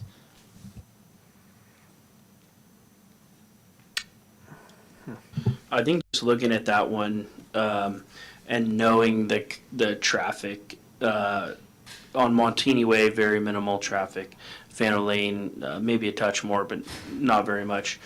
And I think funneling pedestrians to one location where drivers have to focus as opposed to 2, I think that in my mind makes sense. You know, having them cross Fano and Montini, which are minimal traffic and there's a stop sign present there, and then have drivers only have to focus on one that's crossing 5th, at least in my mind seems to make sense. No, I would agree. Okay, with no more from the committee, is there any public comment on 5th West from Spain to Verano? Seeing none, I'm going to ask the committee if there's any additional action, any motions to be made. All right, and let's move on to the next one, 1st Street West and Newcomb. Yeah, so at this location, this is a T intersection, and we received a traffic hazard reporting form on August 2nd, 2023, that people were running the stop sign. There's 3 stop signs at this intersection.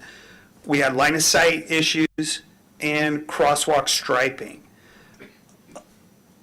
We went out and we did an inspection of this area, and while some of the trees were a little bit hiding a couple of the signs maybe, we didn't see any problems with any of the striping, site visibility, and it hasn't come to our attention. I mean, this is an area where You know, it's close to the high school. It could be a little congested at morning and afternoon when the high school gets in and gets out. But we took a look at this location. We didn't feel that there was any issues with it, and my plan is to close this one out. We've inspected it. We went out there. We didn't determine that any of the striping needed any upgrading, and so we're moving on from this one. All right. Any comments from the committee? Questions? Seeing none, any public comment regarding First West and Newcomb? Seeing none, I'm going to ask if there's any additional action, and I'll say I think we can close this one out. All right. Great, moving on to the next one, Second Street West and Andrew, as the chair would say, Street. 8223, we received that traffic hazard reporting form also about the crosswalk striping being a little degraded. We did go out there, we did an inspection of it, we did some work out there. One of the problems is, which is similar to Friar Pickett and Nash, for some reason we lost the top of that AC, and it just did not make its, and I'm not sure about Andrew, because I don't know when Andrew got placed, but that street has degraded significantly also. The problem with doing striping out there is that you put it down, and with the gravel being a little bit looser, it just disappears quicker than than normal striping on normal pavement. So one of the options that we have here, and we're going to pursue this option, we're going to upgrade the striping in the area. We have gone out and started, but what we just did at the Plaza, at the entrance to the roundabout, was we put down this material called Topeka Fines. And what you could do is you could basically put a new top on the existing AC. And we're going to go out there, we're going to take a look at it, and probably what we're going to do is in a couple of locations, because it's like 80 grit sandpaper versus 120, we're going to go out and we're going to put down some of these Topeka Fines, which is going to give us a nice, even, level surface to put the striping down. And I mean, this is a pretty highly traveled crosswalk, and that's something that's going to happen this summer with Public Works crew. So unless the traffic committee has some additional things, we'll evaluate signs and striping while we're out there. But we're already in the process of working on updating the continental crosswalks. It's our plan, and if there's more that you would like to add to that, great. We're going to keep this one opened. We'll give you an update on it next time on how the work went. And if you have any comments that you'd like to add to that, now would be a great time. That sounds good. Any comments from the committee? Seeing none, any public comments regarding Second West and Andrews Street? Seeing none, I'm going to move back to the committee. Any actions or motions? All right, I think we can move along. Great. So the next item that I want to bring to your attention tonight is MacArthur Lane, 2nd Street East parking problems.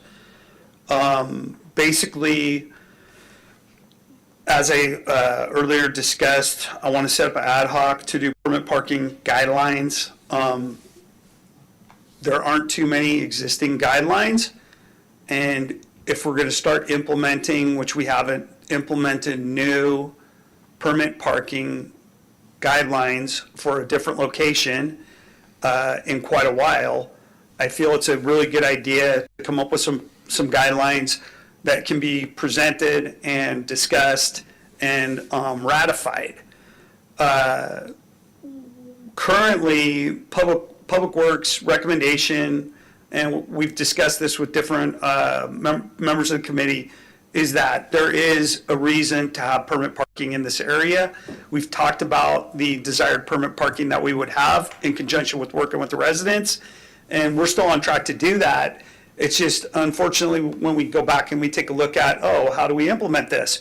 Because we currently have permit parking on, I'll say, 3 or 4 streets in the city. Even though they're there isn't a process for how they got there. And so that's what we're going to set up. We're going to set up that process. We're going to set up those guidelines. And then here again, just like with our advanced traffic calming measures, we're going to be able to say, this meets the criteria or it doesn't.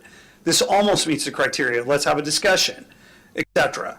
So, and here again, I already have a couple of spots where we're going to be putting red paint on the ground where it just doesn't make sense to park. You shouldn't be parking. and it's already close to or in that 20-foot zone of the crosswalk. And so we're going to go out there and we're going to red stripe the area and help the residents out a little bit with that. And because there's a couple of spots where parking restricts people from coming out of their driveway, and it's adjacent to the trail, which is bike trail, which is an opening, which could be a crosswalk and needs to be considered a crosswalk, and will fall into the 20-foot guidelines for the future law. So I'll be taking a look at that with the traffic engineer, and that's going to get done in conjunction with the striping we were talking about on Spain Street and some of the striping at the plaza. And that concludes my item for that location tonight. Okay, any comments from the committee? I don't see any. Any public comment regarding the parking at MacArthur Lane and 2nd Street?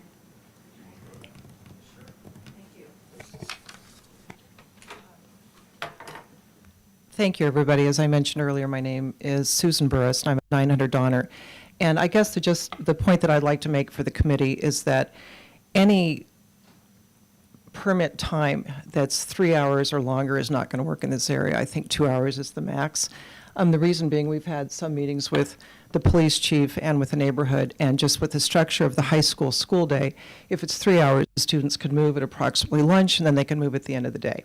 So a 3-hour permit, I don't think addresses the problem at all. If anything, it's expanding it, because the first block and a half of closest to the high school, they've had this problem for years, and they're still going to have it even with a permit. It's the closest.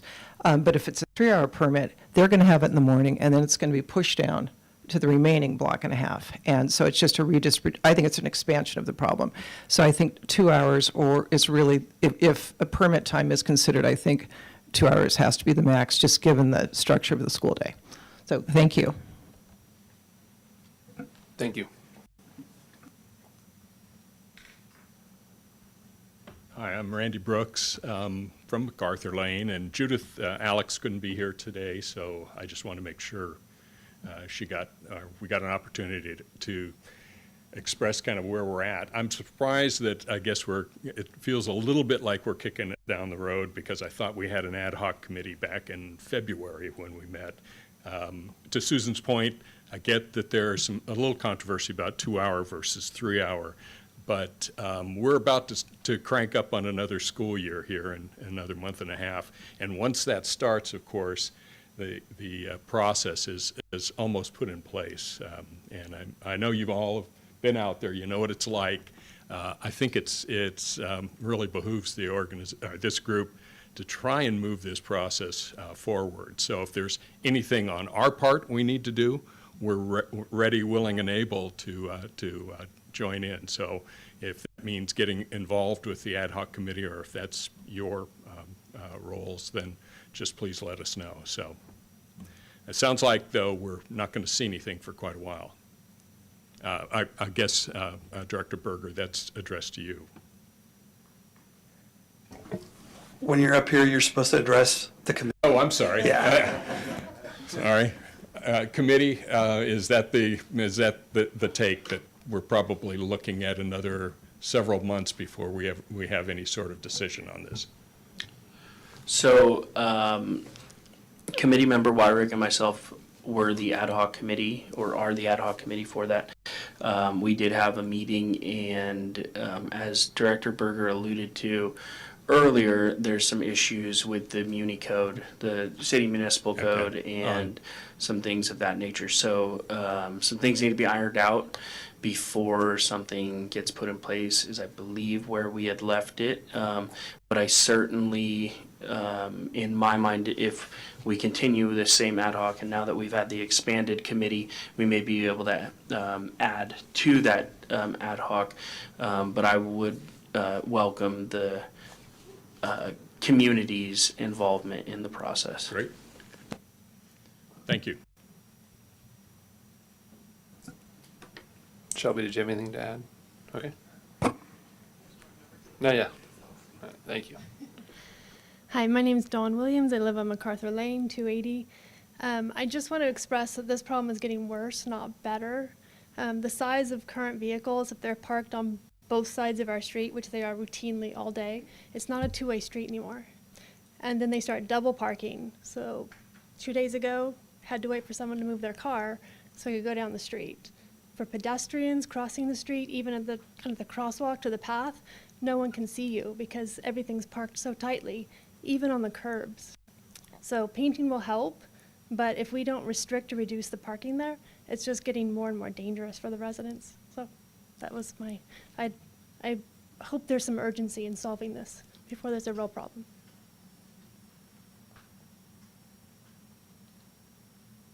I just have a regular question about, is 2 hours the magic number that you don't want it less than?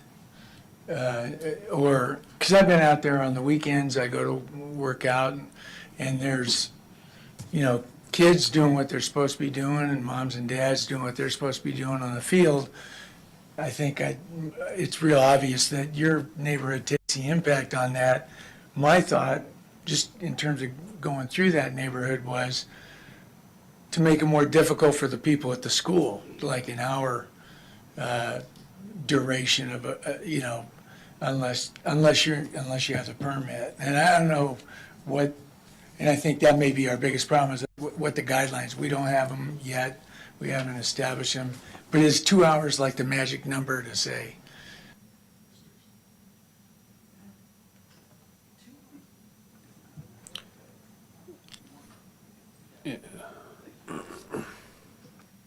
So the citywide, all the restricted parking zones are 3 hours or 20-minute. I think there's several 20-minute zones.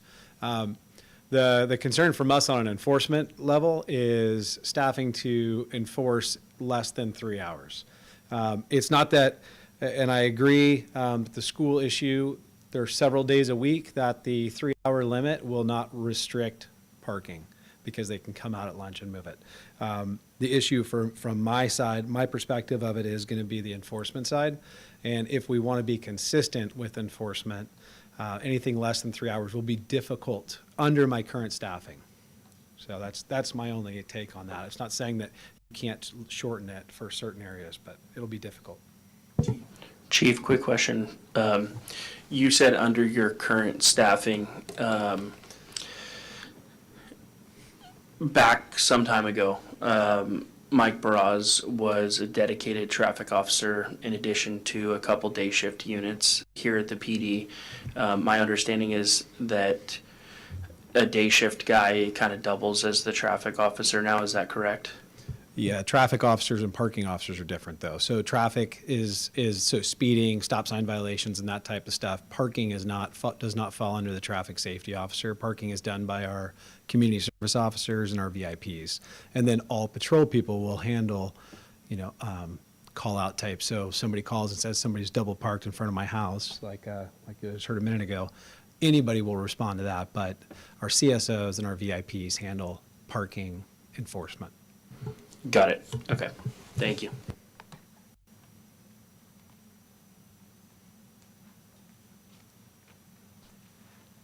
I guess I just wanted to follow up just to the enforcement point. We understand that this cannot be enforced emphatically, but I think a little bit of enforcement is better than none and certainly would serve as a deterrent. So, thank you.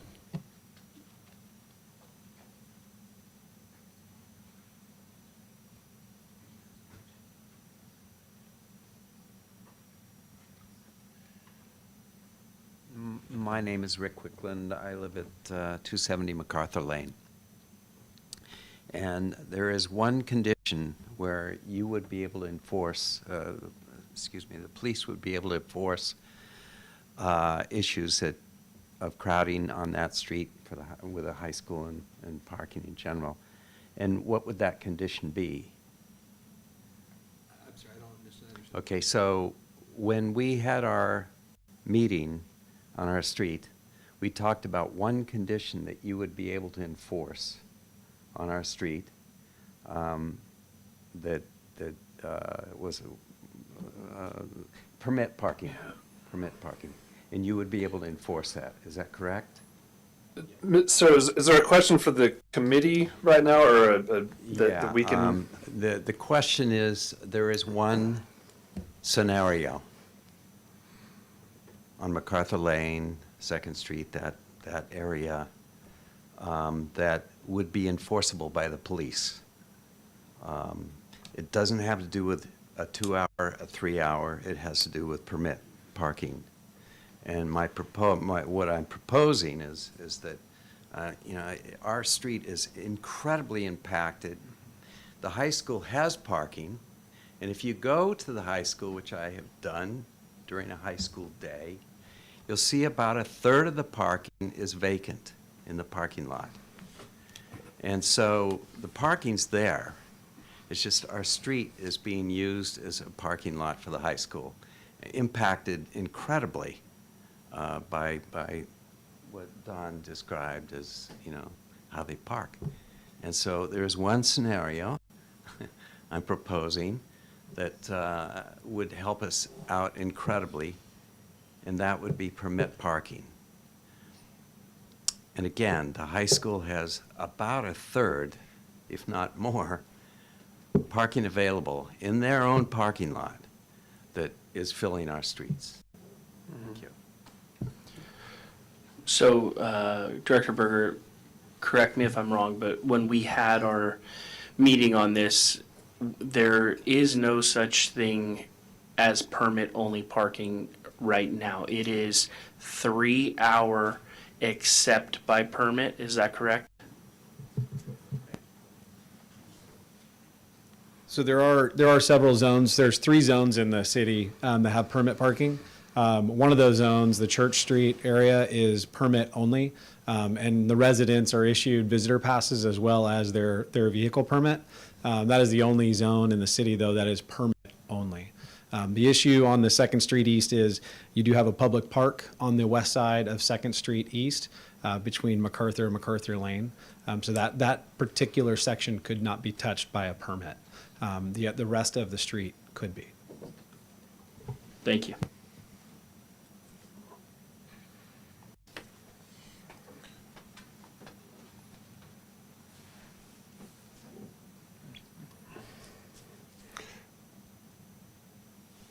Yeah, I would say just, this is kind of just an aside, is that I believe that there's open parking at the high school. I know, well, actually when I was in high school there wasn't, but one thing that's tough, and maybe this is a school board thing, is to make the high school parking more attractive. We can't force the juniors and the seniors, the high school students we can't force them as a city, as a police department, as a traffic committee. Nobody can force them to park there. So it's just kind of a side note where it is very frustrating to see open parking spots, perfectly good parking spots. We can't have them. But if we could maybe work with the school boards to encourage, to promote, to find any reason to make it more attractive for the students to park there, and that would maybe hopefully alleviate the issue in that area and other areas for that matter. Anyway, is there any? I have a question. Hang on one second. Okay, I'm sorry. I chimed in. I responded directly. That was my mistake. I shouldn't have. Are there any further public comments regarding MacArthur Lane? Seeing none, I will move it up to the committee in gray. What's the downside of permit parking only? Is it enforcement? Is it creating the permit process? One of the downsides that I have is that there is no process right now for doing it. And so starting from scratch, well, not scratch, but I mean, we have some ideas, some concepts, we have to formalize them. The other is the management of the program that has to be done by the police department, and then also enforcement. And the other aspect that I want to focus on is where, and this is where the ad hoc didn't make any conclusions, and I'm gonna promote, we'll see where we go with the ad hoc tonight. I want to get the ad hoc together within the next week or two, because it's frustrating to me that we haven't made a whole lot of progress on this, and I want to try to deliver something to the residents in a timely manner. And so what we have to focus on though, and what my concern is what constitutes an area where you could have permit parking? Because what we don't, what I would rather, I want to develop some guidelines that make sense and guidelines that the community can live with, and the police department, who's in charge of managing this program, that makes sense and that will work for a situation like Second and MacArthur. Yeah. And so those pretty much are the hurdles that we're currently facing.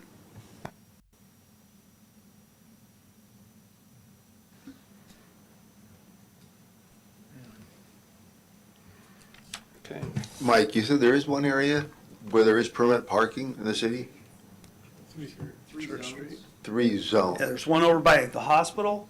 Yeah, there's, I have to get the book, but there's 3 separate zones. There's one that's permit only. Mhm. The other 3 are permit and 3 hours.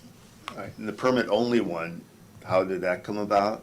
It's Church Street where it's right behind like EDK and all that back there. Where Right. the parking is, it would not be. Church Street behind on the backside of the Plaza, where parking is so tight that the residents would not be able to park at their home if other people came and parked there. So we made that a permit only to keep the tourism from taking the home's parking spots, just because Right. it is so compact. Right. But, I mean, my thinking is like in high density, like I definitely have sympathy, because we had this talk about other areas in the past, Train Town, parking there. If it can be, we'll have our committee, but, you know, if you have the available parking at the school, and you have some sort of limited time, like maybe, I don't know if you can do the 2 hour, and you've got kids that are just abusing it, you just gotta, do some, I don't know what's gonna deter it. School could talk to the kids, they're not gonna necessarily listen, they're gonna go with the easiest way. Maybe you spend a couple of weeks just ticketing the hell out of them, deter them. And then maybe you have to wait a few months and do it again, along with, the permit or the parking, the parking time limit unless you have the permit. Follow what I'm saying? I mean, just. Can I comment on that? Yeah. Just from our meeting, I mean, we've talked about a lot of different things, and we're definitely making progress, but there's a lot that needs to be considered, especially if there is a code that is being changed.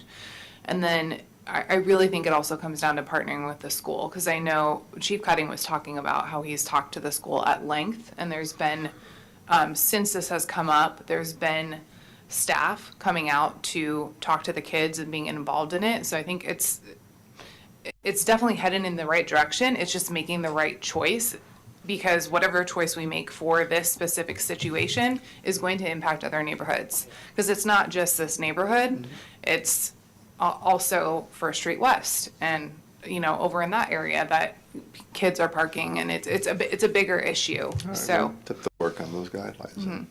Okay. Just to respond to your question or your statement, we've done a significant amount of enforcement over there. We are over there almost daily in the first 2 months of school, and then we came back around mid-year, and then at the end of the year.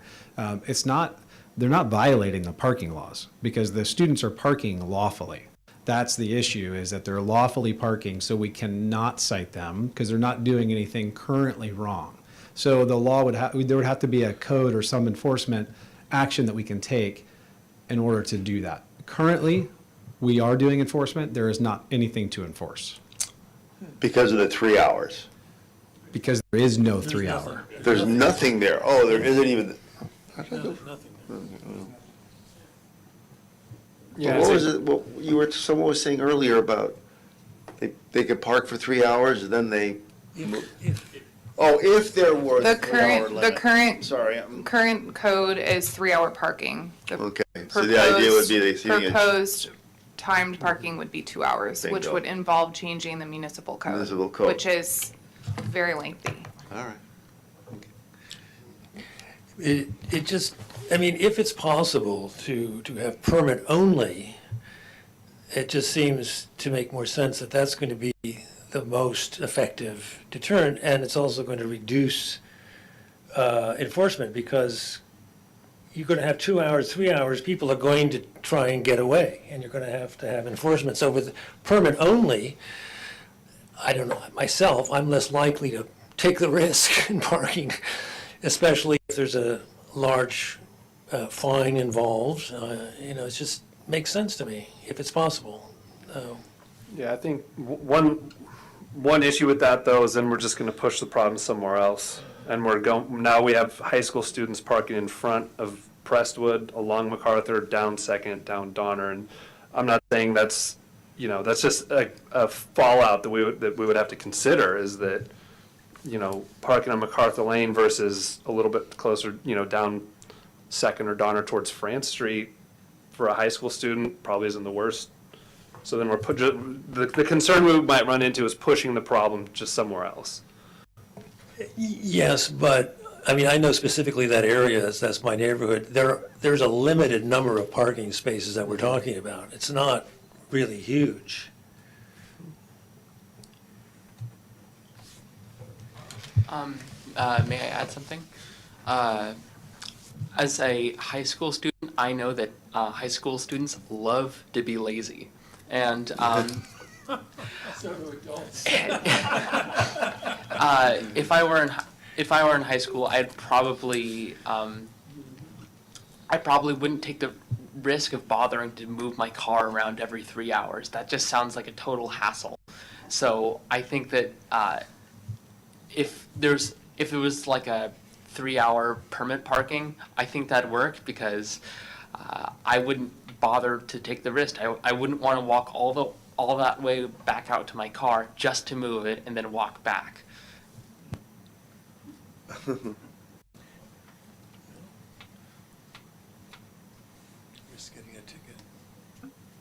Yeah, and just to be fair to the high school students, I've heard reports that there's other people out there, and the one car that got towed was not a high school student. Yeah. Yeah, and it got towed. Yeah, it got towed. Yeah, we had a car completely blocking Judith's driveway, and it was a MacArthur Place employee, so late for work.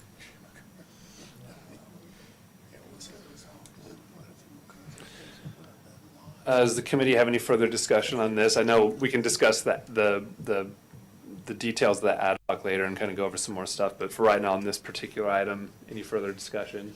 Are there any actions at this point that the committee would like to take? All right. Seeing none, we're going to move on to, I'll speak a little closer. East MacArthur Street and Oak Lane area.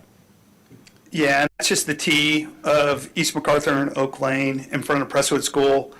We received a traffic hazard reporting form on 11824 that there was speeding, line of sight issues, and commercial vehicles going up and down the street.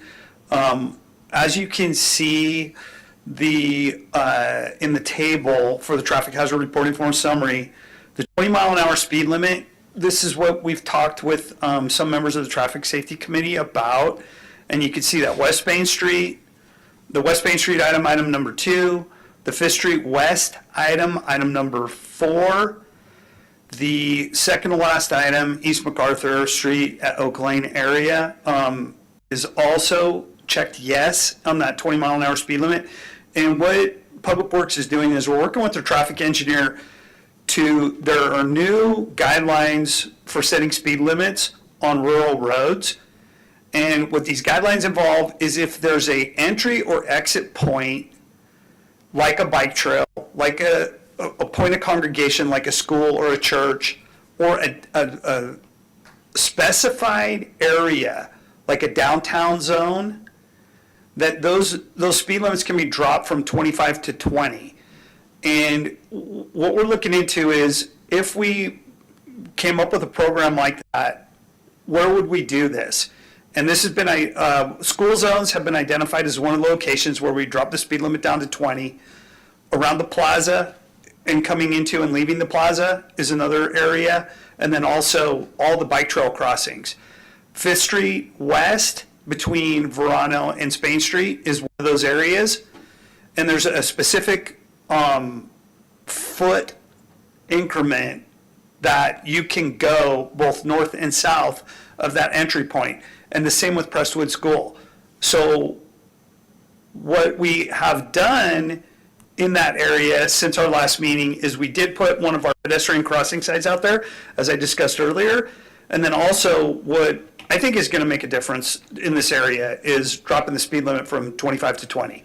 And Public Works is currently working on that. We did not get anything completed to present to you for this meeting, but for the next meeting, I'm planning on having a schematic that shows all the different areas where we're proposing to put up 20-mile-an-hour zones and present that to the Traffic Safety Committee.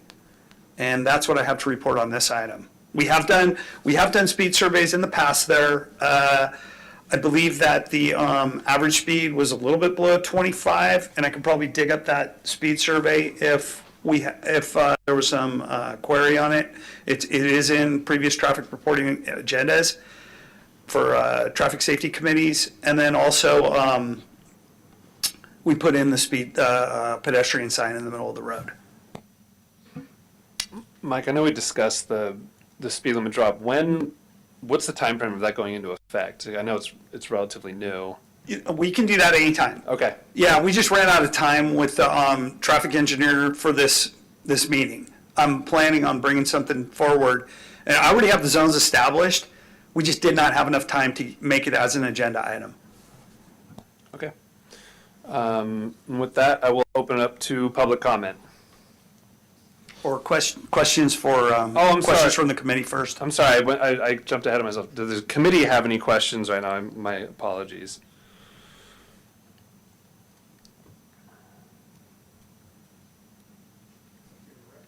All right, guess I was getting, all right. All right, let's open up to public comment, please. Hi, my name is Ed Case. I live at 890 3rd Street East, and it's right on the corner of 3rd Street East and MacArthur. I was the individual who initiated the traffic safety request and continue to feel very strongly that the initiatives that have been discussed with speed limits and the sign in the middle of the crossing will not be effective. The speeds are excessive from 2nd Street East to 5th Street East. East MacArthur is a racetrack. There is nothing to slow traffic down, and particularly now with no school and no cars parked, you can just see people just speeding through. So whether, some of the other initiatives that were discussed previously about speed tables and that, we've also requested a consideration of a stop sign, because the information that we provided was not just at Oak Lane, but from Donner to Oak Lane. So we hope that as the committee continues to review this request, that we also consider that it's more than just a crosswalk in front of the school. Prestwood School is used throughout the day for various different reasons, and particularly in the summer, people are crossing all the time. They don't cross at Oak Lane only, they cross at various points. And whether those are kids riding bikes, whether those are people like myself or others walking dogs, it's a very active, and at the current state, MacArthur is effectively a 4-lane road because you have parking on 2 sides as well as the 2 lanes of traffic. So people are trying to get across 4 lanes, and if cars are coming at speeds well in excess of the 25-mile-an-hour speed limit, it's just a hazard. And, I got 31 neighbors to sign the petition, and I continue to remain in contact with them. I've received 2 additional notes of pets that have been killed by cars on MacArthur. And again, you can debate whether a pet should be crossing MacArthur, but irrespective of that, these are family pets that are there, and the speed of the traffic doesn't give some individual driving the opportunity to slow down. So it's more than just, signs with, people, being alert to the crosswalk. It's a much broader area, and as I mentioned, it's a raceway with no reason to slow down. If you go past 5th Street East, there's another stop sign at Cordillera, which again, from our perspective, the neighbors, makes no sense. Nobody comes out there. There's no sidewalk there to do anything. And I don't know what regulations there might be relative to stop signs, but some initiative of hopefully, more than just saying we reduce the speed limit to 20, which just means the traffic will be 5 miles an hour more over the speed limit. Appreciate the fact that, it's hard for the police to monitor that. I've been there 4 years. I don't see much in the way of enforcement, and that's not a criticism. It's just the reality. But hopefully we can get something accomplished. Mr. Case, just a quick question. You said you had 31 neighbors sign the petition. Was that a petition for something specific or sign for the traffic safety? It was a traffic safety report. Okay, I just wanted to clarify. Yeah, nothing beyond that, just Great. that, yeah. Thank We had a former mayor, we've got the former owner of the newspaper, we've got people who are equally concerned about this. So. Yeah. All right, thank you. Is there any further public comment on MacArthur and 3rd? I thought there might be one. Doug Lobsinger, 301 East MacArthur Street. My wife Susan and I live right to the right of Crestwood School. Adam is our son, and I understand there's no conflict of interest if I speak tonight, so I'm going to go ahead and speak. We have... You have 3 minutes. Okay, I'll try and keep it under 3 minutes. Congratulations on your re-election, by the way. I would like to say that the family has owned that house for over 60 years, so we've been on MacArthur Street quite some time. My wife and I have lived there since 2010, so 14 years already. I've never seen the traffic the way it has been the last couple of years.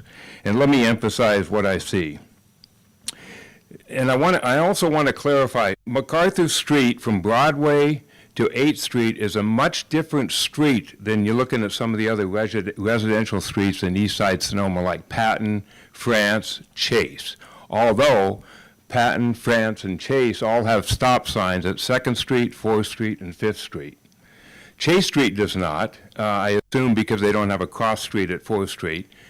However, MacArthur Street is a direct route from Broadway to 8th Street, and trucks know that. Trucks prefer to do that rather than go all the way out to Napa Road and go down to 8th Street. It's much easier for them to shoot right down MacArthur Street all the way out to 8th. So it is a little bit different than just another residential street in East Side Sonoma. This is a major thoroughfare that gets them across town pretty quickly.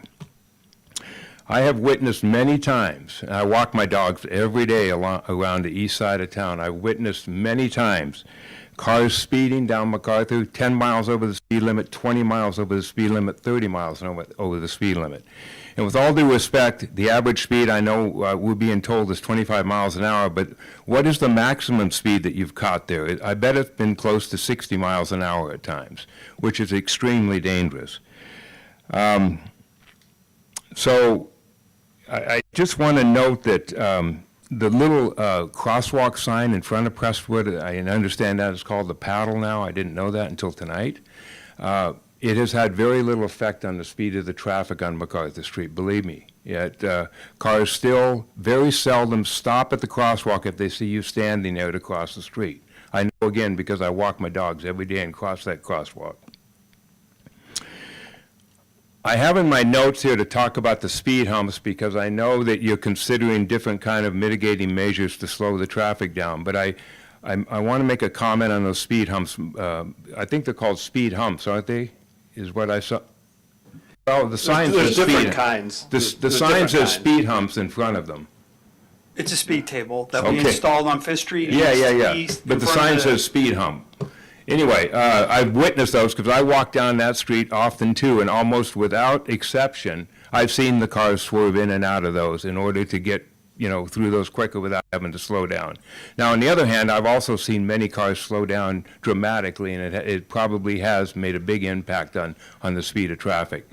So I don't think speed humps is the answer to MacArthur Street either. I would clearly love to see, and I think all the neighbors would love to see, a stop sign at Oak Lane Street. We think there's enough pedestrian traffic at Oak Lane in front of Prestwood that it would require a stop sign. And if it's a deterrent for traffic going from Broadway to 8th Street, so be it. That's better yet for the residents and the safety of the residents on MacArthur Street. All right, Adams, I gotta ask you to wrap it up. Okay. The last thing I wanted to say, Adam, is just to compliment this team for doing what you do. I know I spent 7 years on the Planning Commission. I know it's not easy sitting up there making decisions like this, but we would appreciate all your consideration to slow the traffic down on MacArthur Street, and we recommend a stop sign on Oak Lane. Thank you very much. Thank you. Okay.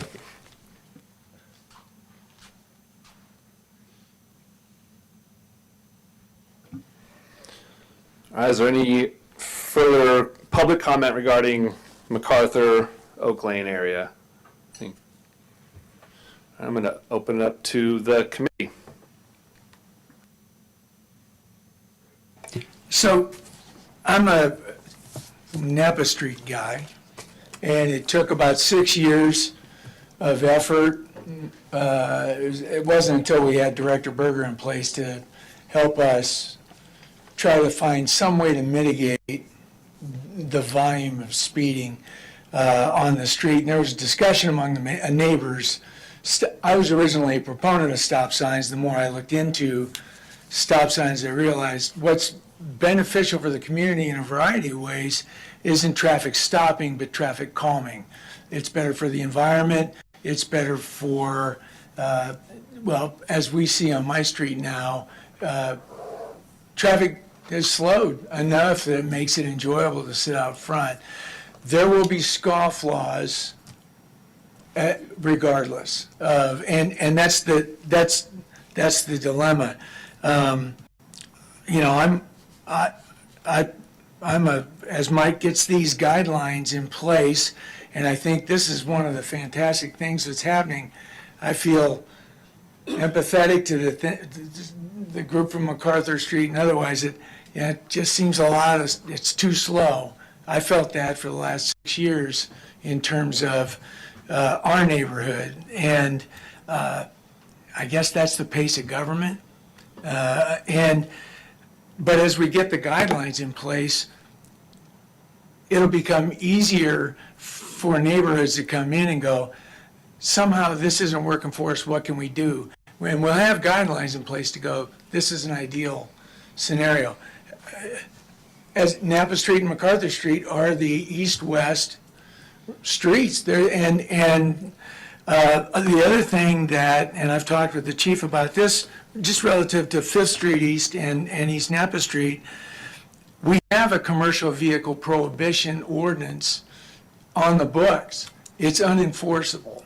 And I know that Bob Law at one point had been working on revising or otherwise creating a new ordinance that would be more enforceable.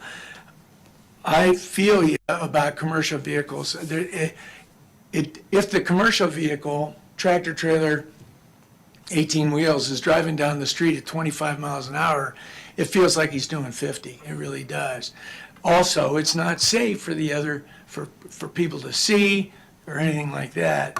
And I'd like at some point our group to push forward an effort to create a commercial vehicle prohibition that's enforceable, to get trucks and keep them on 8th Street East, Napa Road, and Highway 12.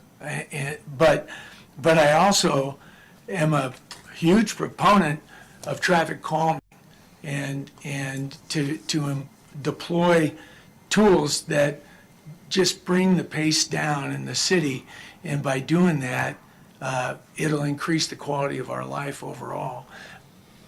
I struggle personally, from what I know about stop signs, as a way to, well, in fact, Chief said the people who typically ignore the stop signs are the people in the neighborhood. The speeders are people from out of town. I will say my son got a stop sign ticket on 4th Street and Napa Street. So anyway, that's my 4 cents. Any other committee members? And just to bring a couple of points to the Traffic Safety Committee, the concept of a stop sign has been discussed. Just to review, the 5th Street East, East Napa Street, traffic hazard reporting form that we received. We received that on 4/9/2019. That would probably be about 3 years before I got here. That was submitted by the neighbors. It was signed by 30 or 40 people. And at that time, on that particular traffic hazard reporting form, a stop sign was requested on Napa Street. There was a motion put in place to install a stop sign, 2 stop signs, one for eastbound and one for westbound on Napa Street. And when that went into motion, the neighbors came out in force against it. And the people that hadn't signed the petition were very vocal about not wanting a stop sign installed there. So the consensus of a stop sign may be a little bit hard to get when we actually start talking about putting one in. And then secondly, I wanted to bring to the attention something that we discussed at a previous meeting, which is this is one of the the last speed survey that we did on MacArthur Street. The traffic engineer took the data because one of the issues is during school hours, speeding during school hours. And what this graphic that I put up on the screen represents is you could see what the traveled speeds are, and this isn't showing every car. We took the data that's in the speed limit survey, and we applied it to this graph to show during the hours from 8 to 4 p.m. on a daily basis what the traveling speeds are on MacArthur at the location where we took, which is really close to Presswood. And you could see that there are practically no cars during the hours of 8 to 4 that are going over 30 miles an hour that were picked up in the 1, 2, 3, 4, 5 days that we took data out there. And so I understand that some people might think that cars are going 60 miles an hour out there, but the 5-6 days that we collected data, we had, and you can't just look at it and say, oh, there was 1 car or there was 2 cars. You got to look into it a little deeper. But none of the cars that we looked at, just looking at this graph, were going over 40 miles an hour. There was 1 in the off hours. It looks like probably about 6 a.m., 5 a.m., noted on one day, that was going close to 40 miles an hour. All the rest of the cars, and I'm not trying to justify that in between 30 and 40 is okay, off hours of school. But what I'm trying to do is just show this slide to you and present the data so that you can have an understanding of, for the one time that we went out there recently and took numbers, this is what was recorded. And I'm also not trying to say, because one of the people that lives in the area pointed out to me, and I said, well, sir, all the cars most of them are going somewhere around 25, 26, 27 miles an hour. And he said, yeah, that's true, but they're all going over 25. And I think that I don't want to minimize the effect that dropping the speed limit down to 20 miles an hour in this area is going to have on traffic. Because it's almost, in California, if the speed limit's 25, you think it's okay to go 25 to 30. If the speed limit's 30, you think it's okay to go 30 to 35. That's kind of the way that we drive. And I think that if we make a point, and also, this would be a good location to put in potentially a pedestrian crossing. And we could come up with other traffic calming measures, and I appreciate what committee member Brandon said regarding, we noted decreases in speed by putting traffic measures at 5th East and Napa. They're right there. The proof is in the speed limits, the speed surveys that we took. And so this is what the cars are doing when we measured them. And I think if we do traffic calming measures out there, we can't make a difference. I have a question. So I don't think we've explored this, but what about what we did, or what you guys did a while ago on 5th Street? And I'm totally blanking, sorry, it's getting late. East Napa, thank you. It's almost like off on the side of the road, and it tells you the speed. It's like a flashing light. It tells you how fast you're going. Yeah, speed radar signs. And that's on the east side. You can't miss that. You know what I mean? Like if we were to have 2 of them on each side, I definitely think a stop sign is something we should consider, but I happen to live off Patton, and I see people blow through stop signs. I have 2 little kids. I see them blow through stop signs. So I think it's definitely something we should look at, but what are other ways that we can mitigate the speeding? Because I do think blowing stop signs is inevitable. So I think we should look into other options. I also really like, and pardon my memory, but I can't remember if we've put anything on East MacArthur to, I know that there's a crosswalk, but like leading up to that, kind of in the middle of the street, kind of notifying people to slow down, just like we did on 5th and East Napa. Yeah, there's one of those There's one. pedestrian signs in the middle of the road. We put Could that out. we do additional ones? Yeah. Just a thought. So far, I've installed those at crosswalks, and that's where the current one is at the crosswalk. I'm more so thinking when you're looking at Presswood, there's multiple entry points into the school, right? So if you're thinking of kids coming to the school, there's multiple points where they're dropped off. It's also, if we're thinking of our youth, but then just also the street in general, if we're looking at it both directions, and would it be an issue to put that leading up to those sections? I don't know. Just a thought. Yeah, and it's something to consider with the traffic engineer. And then I also want to say, I fully understand that this is not a problem that should just be looked at during the hours of 8 to 4. I mean, I grew up in that neighborhood, and I think about 50% of us did last time we took a poll. But, I mean, we used to take the dog down there in the evening, walk him at Presswood. I understand this is a highly traveled crosswalk, and we got to find a solution. Can I comment on the traffic survey? We're only supposed to limit you to 1 comment per item, but if you want to come up and just take 1 quick minute, I'll take 1 quick minute. Cathy, a neighbor just pinged me that he said Zoom's not on, so I don't know if that's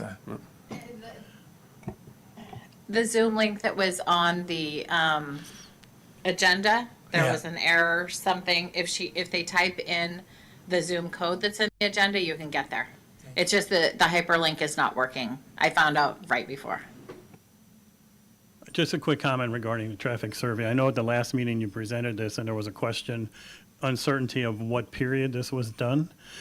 When you look at the period between 8 and 4 and you look at the 2 ends of 8 and 4, and again, I sit right there, the traffic's slower because everybody is dropping their kids off.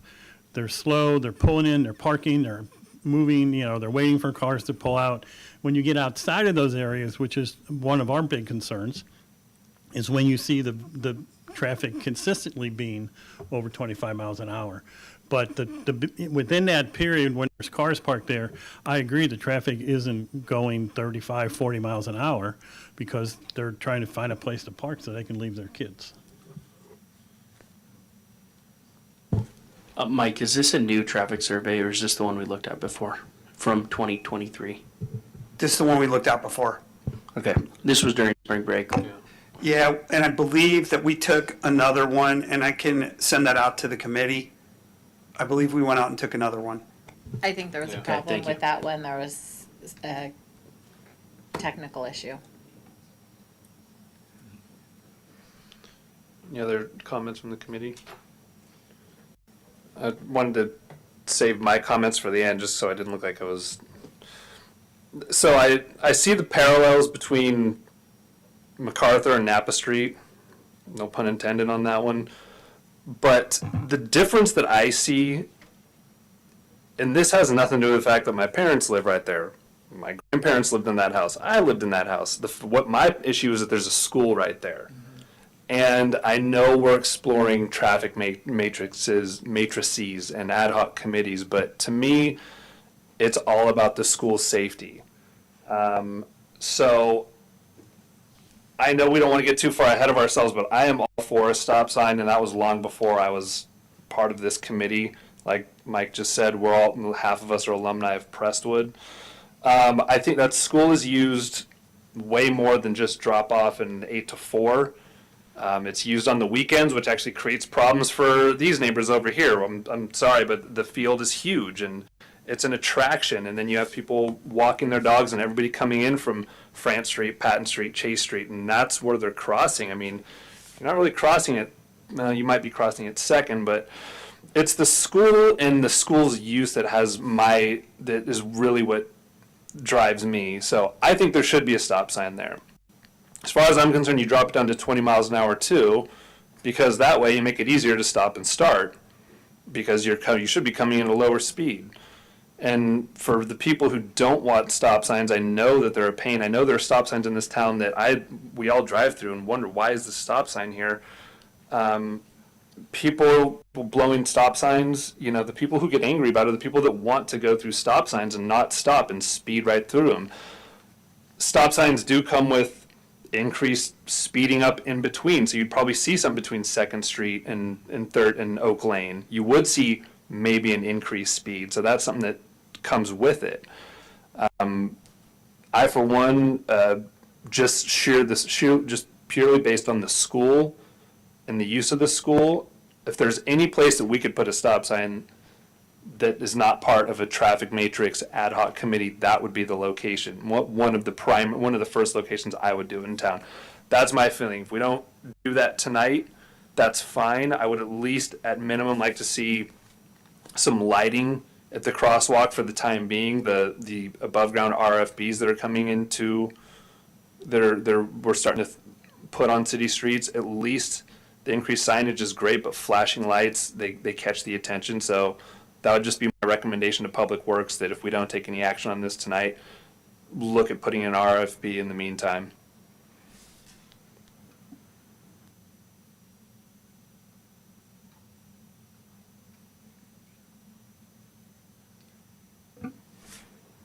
All right, I guess I'll say any more from the committee?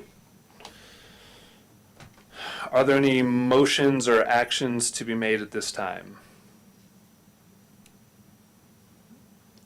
All right. I have a question. If we were to put in a stop sign, you would need to reach out to the neighborhood to do all of that, correct? Yeah, and in response to that, I just pulled up the original traffic hazard reporting form this is what the people signed that signed the petition. They should have seen this description when they were given the petition. And I don't see anything about a proposed stop sign on here. And I'm just reviewing it as we talk. But this would be something that, to me, if this was something that the neighbors wanted, or that the people that originally signed this petition wanted, it should definitely be vetted to avoid a situation of getting going, like what we did at 5th Street East in 2019 and Napa, getting going with putting a stop sign in, and then have another faction of the neighbors come in and say, we don't want a stop sign there. And then all of a sudden, we just wasted another month and a half, 2 months. Yeah, so I'll review this comprehensively. And obviously, that's a solution to the speeding issue. Well, it's one solution, it's one potential way of decreasing speeds. And so that would be something for the committee to consider. I mean, again, I know I've already exceeded, it says here, I think it's unfathomable, there's not a stop sign at the intersection of Oak Lane and McCarthy. All right. Says that in this, which the people signed. Yeah. Oh, yeah. And we have all those materials, and as a committee and for Public Works, we will continue to review them. But in the meantime, I think we need to move on from this if there's no motions for right now. All right. Seeing no motions or action, I think we can move on to the last one. And everybody who's still here, thank you for your patience. West MacArthur and 5th Street East. West. Did I say? It says east, so I know. I was like, wait a minute, that doesn't make sense. Thank you. It does say east. I caught that today. Yeah, that would be west. And so it looks like we still have a few people here to discuss this evening. We did receive one new traffic hazard reporting form since our last meeting. This is it. It's regarding the intersection of West MacArthur and 5th Street West. And the residents at the two mobile home areas there are, primarily these were signed by those two groups. I believe it's Pueblo Sereno and Moon Valley.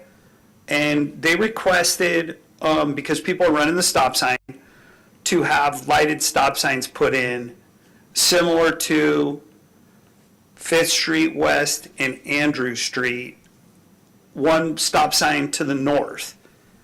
And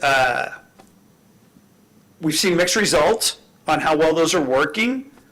As you know, that's a highly traveled corridor.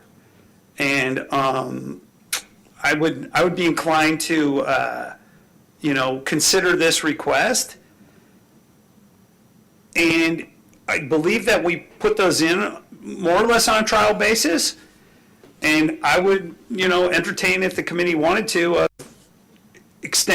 making a recommendation to extend the trial area and consider adding 2 more at the stop sign just to the south on 5th Street.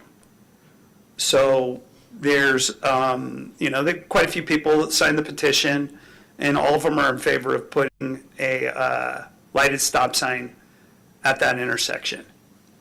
And there's, if there was any questions about any of the, I would call it a semi-concentrated crosswalk based on the population that is, it's a densely populated area right there. And I think that we're going to get, if the things had an effect, we get the bang for our buck by putting them in there. So with that concludes staff's presentation. Can you show the map again of where that was? Oh, there, okay.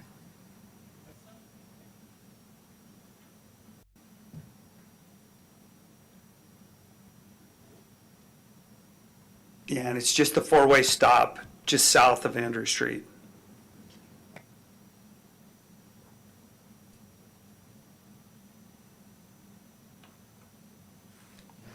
And these would only be proposed for north and south, just like what we have right now at Andrew. Do we want a motion to move that forward? I mean, my thing, I don't know if we need a motion necessarily, but my thing is a lot of the stop signs, people blowing through them, it's not necessarily a visual issue. I mean, Andrew and 5th West, I mean, it's pretty clearly marked. A lot of times people have made up their mind to go through or roll that stop sign pretty hard, and the flashing lights, might draw more attention. But if the city wants to give it a shot, I see no problem with putting them in.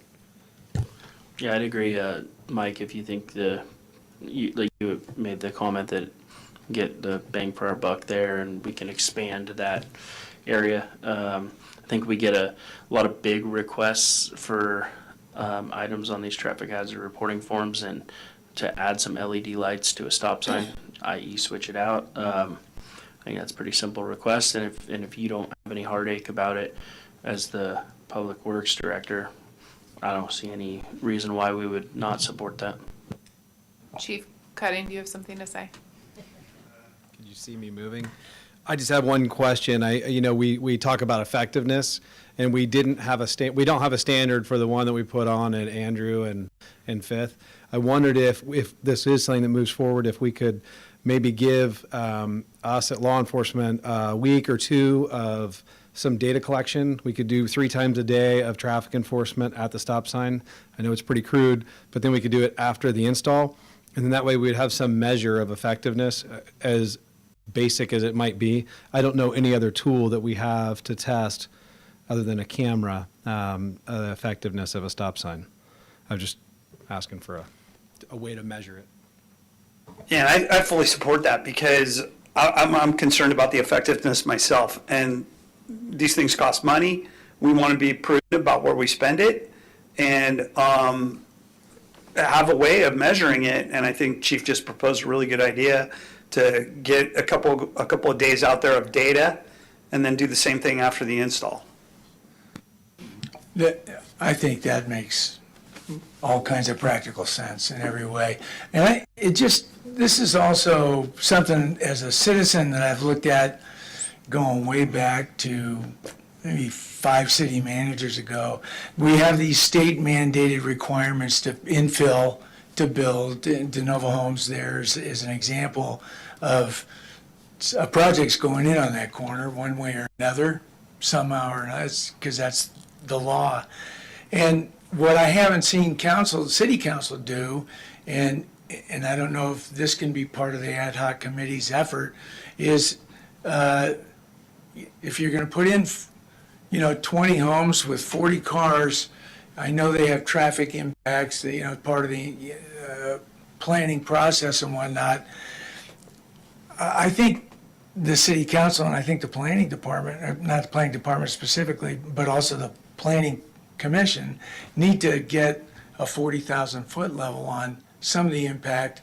What are we going to do? Is it going to require additional tools on lights on a stop sign, and speed tables and traffic circles and all that kind of stuff? And I don't see that. I see the environmental impacts and reports and things like that, but I think in the process of complying with state mandated housing, the implication is also we got a lot more cars too. So I'm just editorial there. Thank you.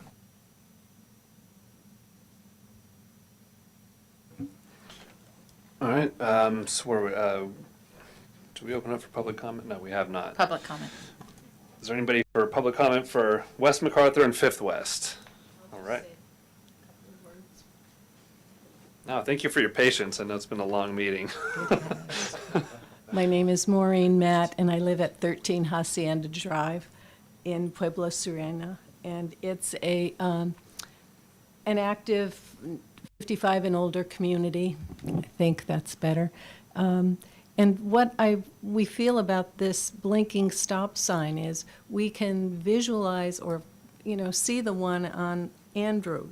And as you're approaching the city from the north, I get my north and south mixed up, from the south, you can see those up ahead, but you go right through our stop sign and it's not visible. So I think the continuity in this area would be very helpful because we have people that are coming in from going 40 miles an hour to 30 miles an hour and then slowing down to 20, hopefully at our stop sign. And I just think that this would alert everyone that this is a residential area beginning, at least. And it might make some difference. I understand the studies and such, and you have to do what you have to do.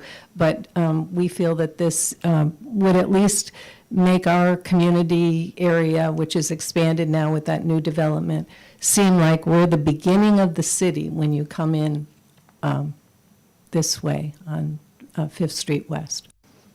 Okay, thank you. That's great, thank you. Is there any other public comment on this?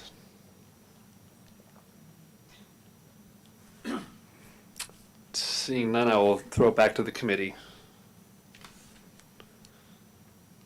Okay, seeing none from the committee. Any motions, action items to take on this one? Sounds like we don't need a motion, right? I mean, I think Chief Cutting's idea is a really great idea, and Director Berger, you don't need anything from us to move forward with that proposed plan. Okay. Yeah, that's correct. All right. Install with some data. All right, I think we can close this one out. Item 4.3 on our agenda is now done. Moving on to 4.4. A discussion about Public Works' current and proposed projects that support roadway safety.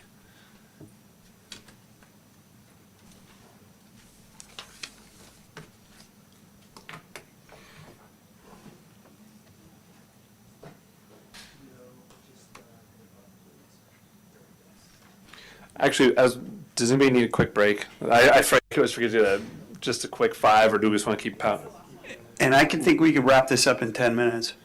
The only other... This item, or this 5. item. This item, 10 or 5, and then 5 more for ad hocs at the end. Yeah. And if we want to take a 5-minute break too, that's fine. That's my concerns. We're not going to do ad hocs. And I have a feeling that ad hocs might take a bit longer. Yeah. And then Chief, are you going to present, or you? You have a spot to present at the very end if you choose. I know you've been up there 100 times tonight already. Okay, so I'd say between this and the ad hocs, I would suggest a quick 5 minutes. Or, all right. I'm like, let's roll. It's either this or. All right, but hey, let's. Can we do like let's a go. quick stretch and keep going? Yeah, I'm. Let's take 1 minute to stand up.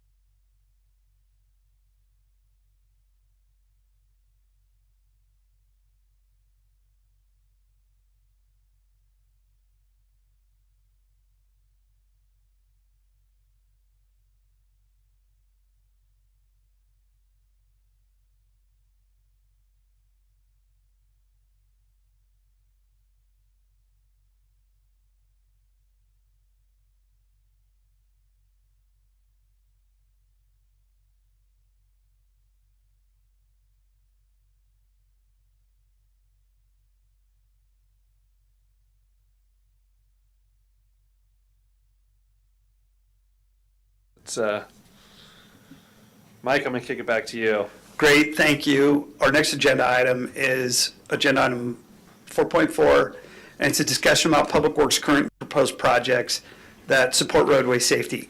Every year, Public Works does, we do multiple projects, keeping the roads up and running, i.e. no potholes, as little cracking as possible. We're doing a big slurry project this year. I'm not bringing that to everybody's attention. We're doing a big slurry project. Okay, we also have a paving project planned. That's going to be out at Friar Pickett and Nash. Those streets are in really dire shape, and we're going to be doing a paving project out there. This is not, again, not what I'm highlighting. What I'm highlighting is a project that we applied for and received a grant from Sonoma County Transportation Authority, SCTA, receiving Go Sonoma funds. We're receiving $1.6 million of Go Sonoma funds. We applied for this a few years back, and the project wasn't totally defined. And what I've done in the last, since our last meeting, is worked with our design engineer to further define the project. And I think what we ended up with, and we had criteria there, but I think what we ended up with, the committee will be real interested in hearing about. And on the bike trail, one of the primary focuses of this project is to make the bike trail safer and bring it up to ADA standards. And that includes for bicycles, for people in wheelchairs, for people that are walking. But basically, of the crossings of the bike trail, we are proposing, and I've discussed this with PD and Fire, is to put a raised crosswalk in at Unipero Serra on the bike trail. And this would be east of 5th Street West at Unipero Serra. And the reason it was proposed to put multiple raised crosswalks in, I really don't think, I think Joaquin, and there's another street there in between 5th Street and Sonoma Highway. Those two I'm not sure warrant a raised crosswalk. These are big, they have impact on neighborhoods, and if it's not required, I question why we should do it. We're not going to get a benefit out of it. They're not cheap, but if it's worthwhile, and the one at Unipero Serra takes a bend there at the bike trail crossing, and so visibility can be an issue. Obviously, speeding can be an issue, and we're planning on putting a raised crosswalk in there. Crosswalk enhancements, advanced signage at the location, striping and markings, and pedestrian curb ramps at Robinson, Joaquin, 2nd East, and 4th Street East. Crosswalk enhancements, upgraded advanced signage, striping and markings, RRFBs, and pedestrian curb ramps at 5th Street West, 1st Street West, and 1st Street East. So we're planning for the crossings at 5th Street West and both at the Plaza on 1st Street, putting in flashing beacons. New pedestrian ramps and crosswalks at the 7th Street West and West Spain Street intersection, and that's just an intersection upgrade there. And item number 5, pedestrian refuge and RRFBs again at 5th Street West and Studley, right there next to Safeway. And then a new Class 1 pathway connecting Andrick Street to Sasserini School, approximately 800 to 1,200 feet long. That'll be taken off at the hospital parking lot there, just northwest of the hospital, right off of Andrew Street, and go up towards Safeway in the back of Sasserini School, and give Sasserini a bike trail entrance to get in at the back of school, not on 5th Street. And then also miscellaneous crosswalk pavement markings and sign improvements at various locations to be determined around town. So that's what we're currently working on from a big picture standpoint. We're trying to get design done for that this year and have construction sometime in the fall or summer of 2025. And just wanted to bring that to your attention. It's a project we're excited about, and we think it's going to be great for the community. And it's a little bit overdue on the trail crossings. You'll see if you use a trail that they all could use a little bit of freshen up from an ADA standpoint. That trail's been in for a while, and regulations have changed. And that concludes staff's presentation for this item. Anything from the committee? Sounds great. Look forward to it. Sorry, I do have. I know, Seriously, really do. Thanks. and of course, I have one. Don't look at me, Mark. That Mark. Just one quick question. Which side on the Sasserini? Which side is the trail going to be on? Is it going to be on the Sasserini side leading into the field, or on the Perkins Street side going to Safeway? And maybe I didn't hear you correctly, because I know it's that the small hospital parking lot, right? Yeah, the small hospital parking lot that's just west of the hospital on the north side. Mm-hmm. There's a little parking lot there and a little creek. Mm-hmm. And the creek takes off and it heads up towards Safeway. Mm-hmm. The path is going to be on the west side of the creek. Okay, perfect. Yeah. That's still in preliminary stages. We're still trying to make sure about right-of-way. Yeah, and that's the biggest load of work that we have to do on this project, because we got to look into acquiring right-of-way. Yeah, but, and so it's not set in cement yet, but we're moving forward with it. All right. Nothing from the committee. I will open it up to public comment. I don't see anything for public comment unless the chief has something to say. Throw it back to the committee. Any further discussion, any motions, any actions? I think we can move on. And just, I think, let's see, per the agenda, we are probably at the end of our programmed agenda and Traffic Safety Committee member reports and comments. And then we could take up ad hoc during that time or during staff announcements, either one. Yeah, I think I was going to take it up just during reports and comments from Traffic Safety Committee, because I don't see anybody else from the city, and the chief, obviously, you can speak, but I know I think you're good for now. Seeing nobody else, I think we can just open it up right now, and then we can pretty much adjourn after that. So let's move on to ad hoc committees. So if it's my understanding, we're and I actually wanted to clarify this, we're kind of looking at two right now. And we're looking at the permit parking, which we already have. We already have two members, but I think we can add a third. And we have Shelby and Mark Branconi already on it. Do we want to discuss more specifics? Does anybody have any input? And then, at this point, I think I would just seek volunteers. But what are we looking for additional? What's this? We've already kind of gone over it.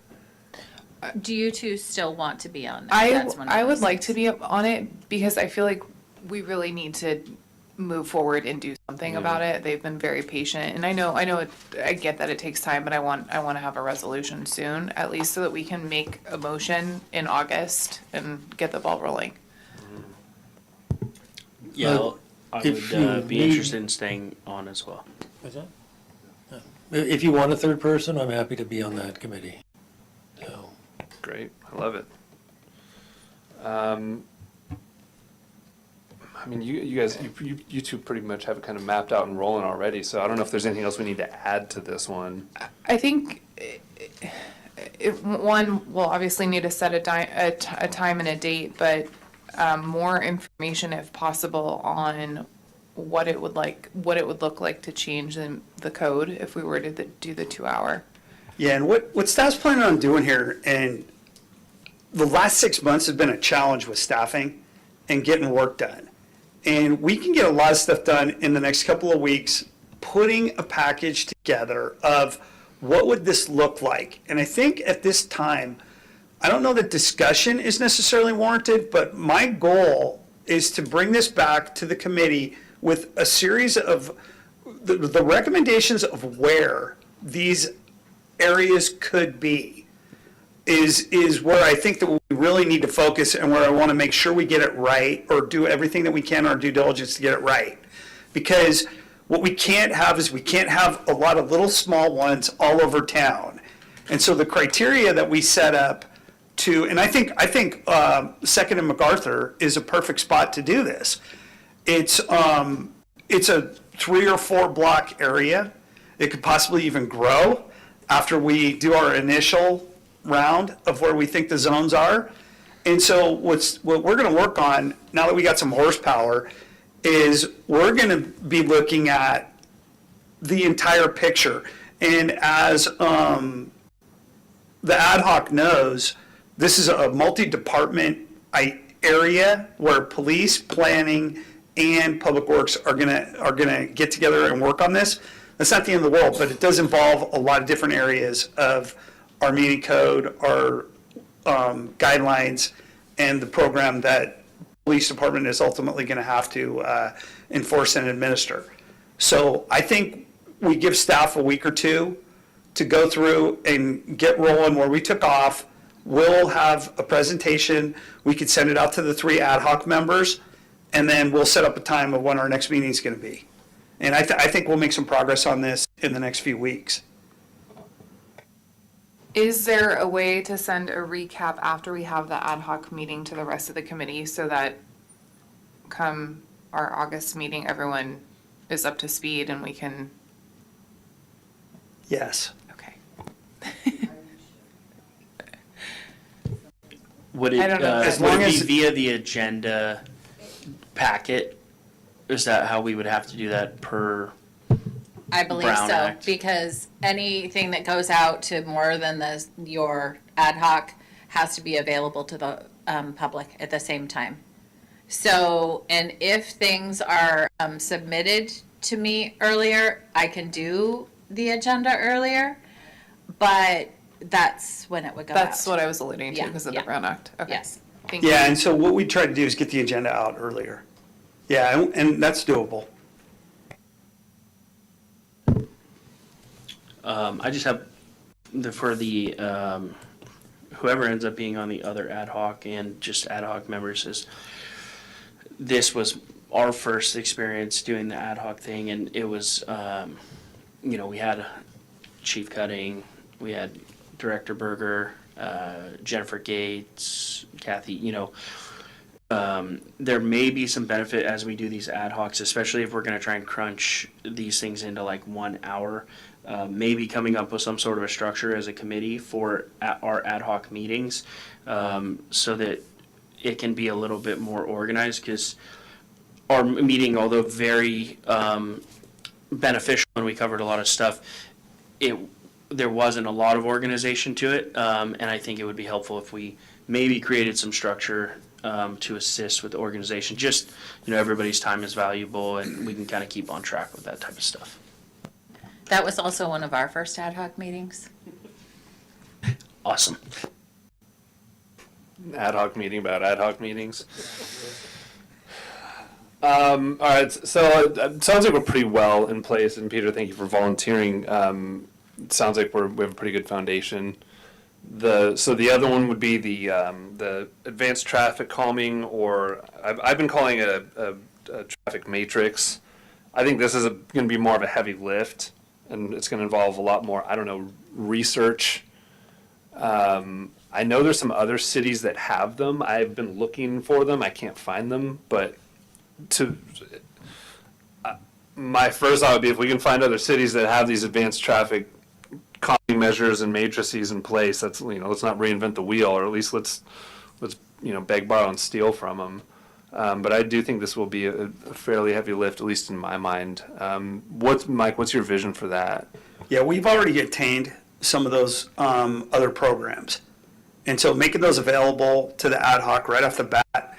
And this is something that we were going to try doing internally. I think it's better that we get an ad hoc and we set it up and we, share some of the work, share all the ideas, because like you said, this is a big deal and it's worthy of, it's going to be a heavy lift. But at the same time, we've got some resources where we can get previous plans that have been put together. I've been trying to reach out to some jurisdictions just in the area and get Sonoma County and get anything that they have. And our goal, what I would think is, if we work on the permit parking guidelines next week and a half, have a meeting, ladder that following week or the week after. And then we'll see what we can come up with in terms of getting as many different jurisdictions put together for, and I think that what we're going to see when we get into this is that, you know, the rural versus residential criteria, the collector street, and I wanted to clarify too that MacArthur is a collector arterial in town. And so I'm always hesitant to compare it to any of the stop signs on France, Patton, Austin, et cetera. And then Chase Street, as we all know, doesn't have any stop signs because it's got dips all through it. And if you go faster than 20, you lose your oil pan. So basically, these types of things is what we're going to present, collected, organized, to get this committee, the ad hoc, thinking about it and focused in the right direction. And then obviously bringing in City of Romer Park, City of Petaluma, any different criteria that we can to, that we don't want to reinvent the wheel. Yeah, and then have the traffic engineer there because this is all right up his alley. He'll have to be at our ad hoc meeting. If we schedule it for 3 to 4 weeks out, no problem. We can make that happen. And then here again, say we only get 3 out of the 7 done. That's something. That's progress. And then we work on the other 4 of the 7 on future ad hoc meetings. Yeah, I think my vision of it was to make our lives go a little bit faster, just in terms of these meetings. We've had a lot of debate, and that's great. But, you know, if we can check boxes and get some input and go, wait, you know, I want a stop sign, but it's not meeting this criteria, to make our lives a little bit faster. And if all 7 of us, you know, fell off the face of the earth tomorrow, the next meeting, somebody can take a look at it and go, all right, I think we know where we are. We can have a good jumping off point. That's been kind of my vision for it. Yeah, it's a great vision. And again, as you'll note tonight, I have a new way of presenting these traffic hazard reporting forms, put the spreadsheet together. I think it says a lot about where we are with these, and that we may not have gotten a lot of stuff done on some of them necessarily, but they're queued up that we're going to start getting things done. And so basically, I felt it was important to talk about each one of these tonight. If there's no activity on these, other than that, we're continuing to work on the 2 bigger picture items that are going to affect them. We're not going to talk about each individual one. There's nothing to report. And so I'm looking forward to dropping 2 or 3 of these off of our list. And then next meeting, drop maybe another 2 or 3 off so we get down to 4 or 5 of them and these things pick up and we keep everything moving. Yeah, I think we're all in agreement. I think, and Jay, not to throw you in front of the bus on your first night, but I feel like I'd want you on this committee with your traffic knowledge, your history. You were in charge of traffic company for a while, so I think Jay would be a good person on the ad hoc committee. So I'm volunteering you. Thanks. Yeah, absolutely. Anybody else want to jump in on it? I'm gone till end of September, I know. so I'm no good. Well, I wouldn't mind being a part of it. I'm the one who's been doing most of the talking about it, so I would like to be a part of the committee as well. Could be a committee of 2. All right. Can we join in later? Or, I mean, is this going to be a series or is this a one-time? I'm sorry. I mean, I don't think it'll just be one meeting. I don't know yet. But as long as there aren't any Brown Act violations, I would welcome more committee involvement. That's what I think.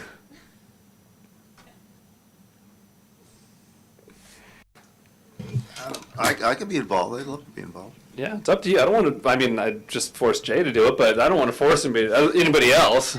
Well, besides Jay. He can't do any, you're going to be away. I don't want to be a lone ranger just sitting out here doing nothing. Oh, well, Mark, jump on in. Yeah. Don't be shy. Yeah, I'll jump on in. All right, we're all friends here. And just to clarify, I mean, just generally, Mike, what we're looking for is, as a deliverable, are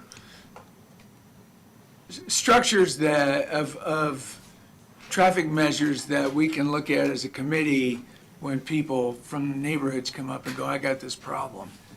And we'll go, this might be the best thing, and that becomes the first recommendation, and we can just go there without a lot of, we'll know the general costs and all that kind of stuff, correct? Yeah, and here again, I think that it provides the traffic committee, while what you said was just a way to construct the improvement, it also gives the traffic safety committee validation for not recommending constructing the improvement. Or we have 6 of the 8 criteria. Do we think it's worthy enough that the other 2 could be foregone? And so I think it gives you cover in both directions. And yeah, the goal here is to come up with, and we have a group. Our case study is at 5th and Napa. This is what, and I mean, there was a progression of all that. The bigger ones, and that's 75% of the stuff of the measures that we installed out there are not what I'm talking about. We're talking about the bulb outs. We're talking about the more expensive ones and coming up with criteria for that and those. That is going to make it a lot more easier to navigate the path, because everybody understands how contentious the speed tables could be. Yeah, and I mean, we went right through it. And so we ended up installing those. And so having those guidelines and the criteria is gonna, I think it's gonna make the committee's job easier. Yeah, and then ultimately, I'm planning on taking this to council and getting it, bringing it to council and seeing it, and adopting it as, these are gonna be the guidelines for installation of these. And I mean, that's what they're waiting for me to get back to them on the one that we did on the trial basis at 5th and MacArthur. Or 5th and...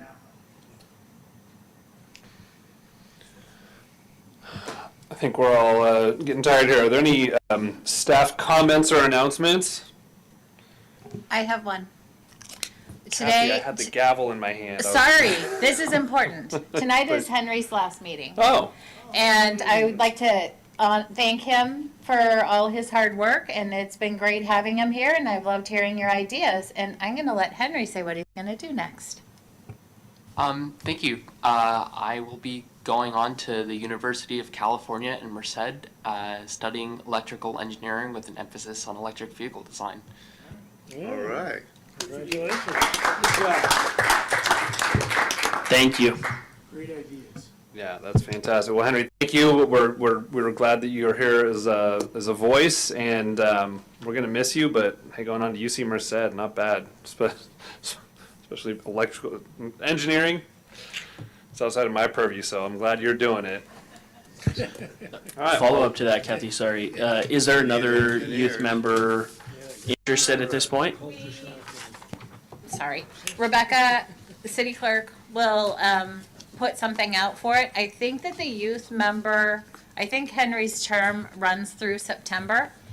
So I'm guessing that we probably just won't have one for August. And maybe it would be, I think it's November is the next meeting after that. I just put the thing away. So I think we might, my guess is it wouldn't happen instantaneously. Got it. So nobody yet, but looking to fill that. I have a note to make sure to talk to the city clerk about it when she's back in. I can't remember if it's tomorrow. No, it would be next week. Awesome. Thank you. Okay. All right. August 20th is our next meeting, and it's a different night. It's a, it's not our normal, it's a. Tuesday. So we normally. Oh. That's right, sorry. We're gonna be looking for We parking. had scheduling issues. All right. Adjourn the meeting. Amen. All right. Yeah. I wonder.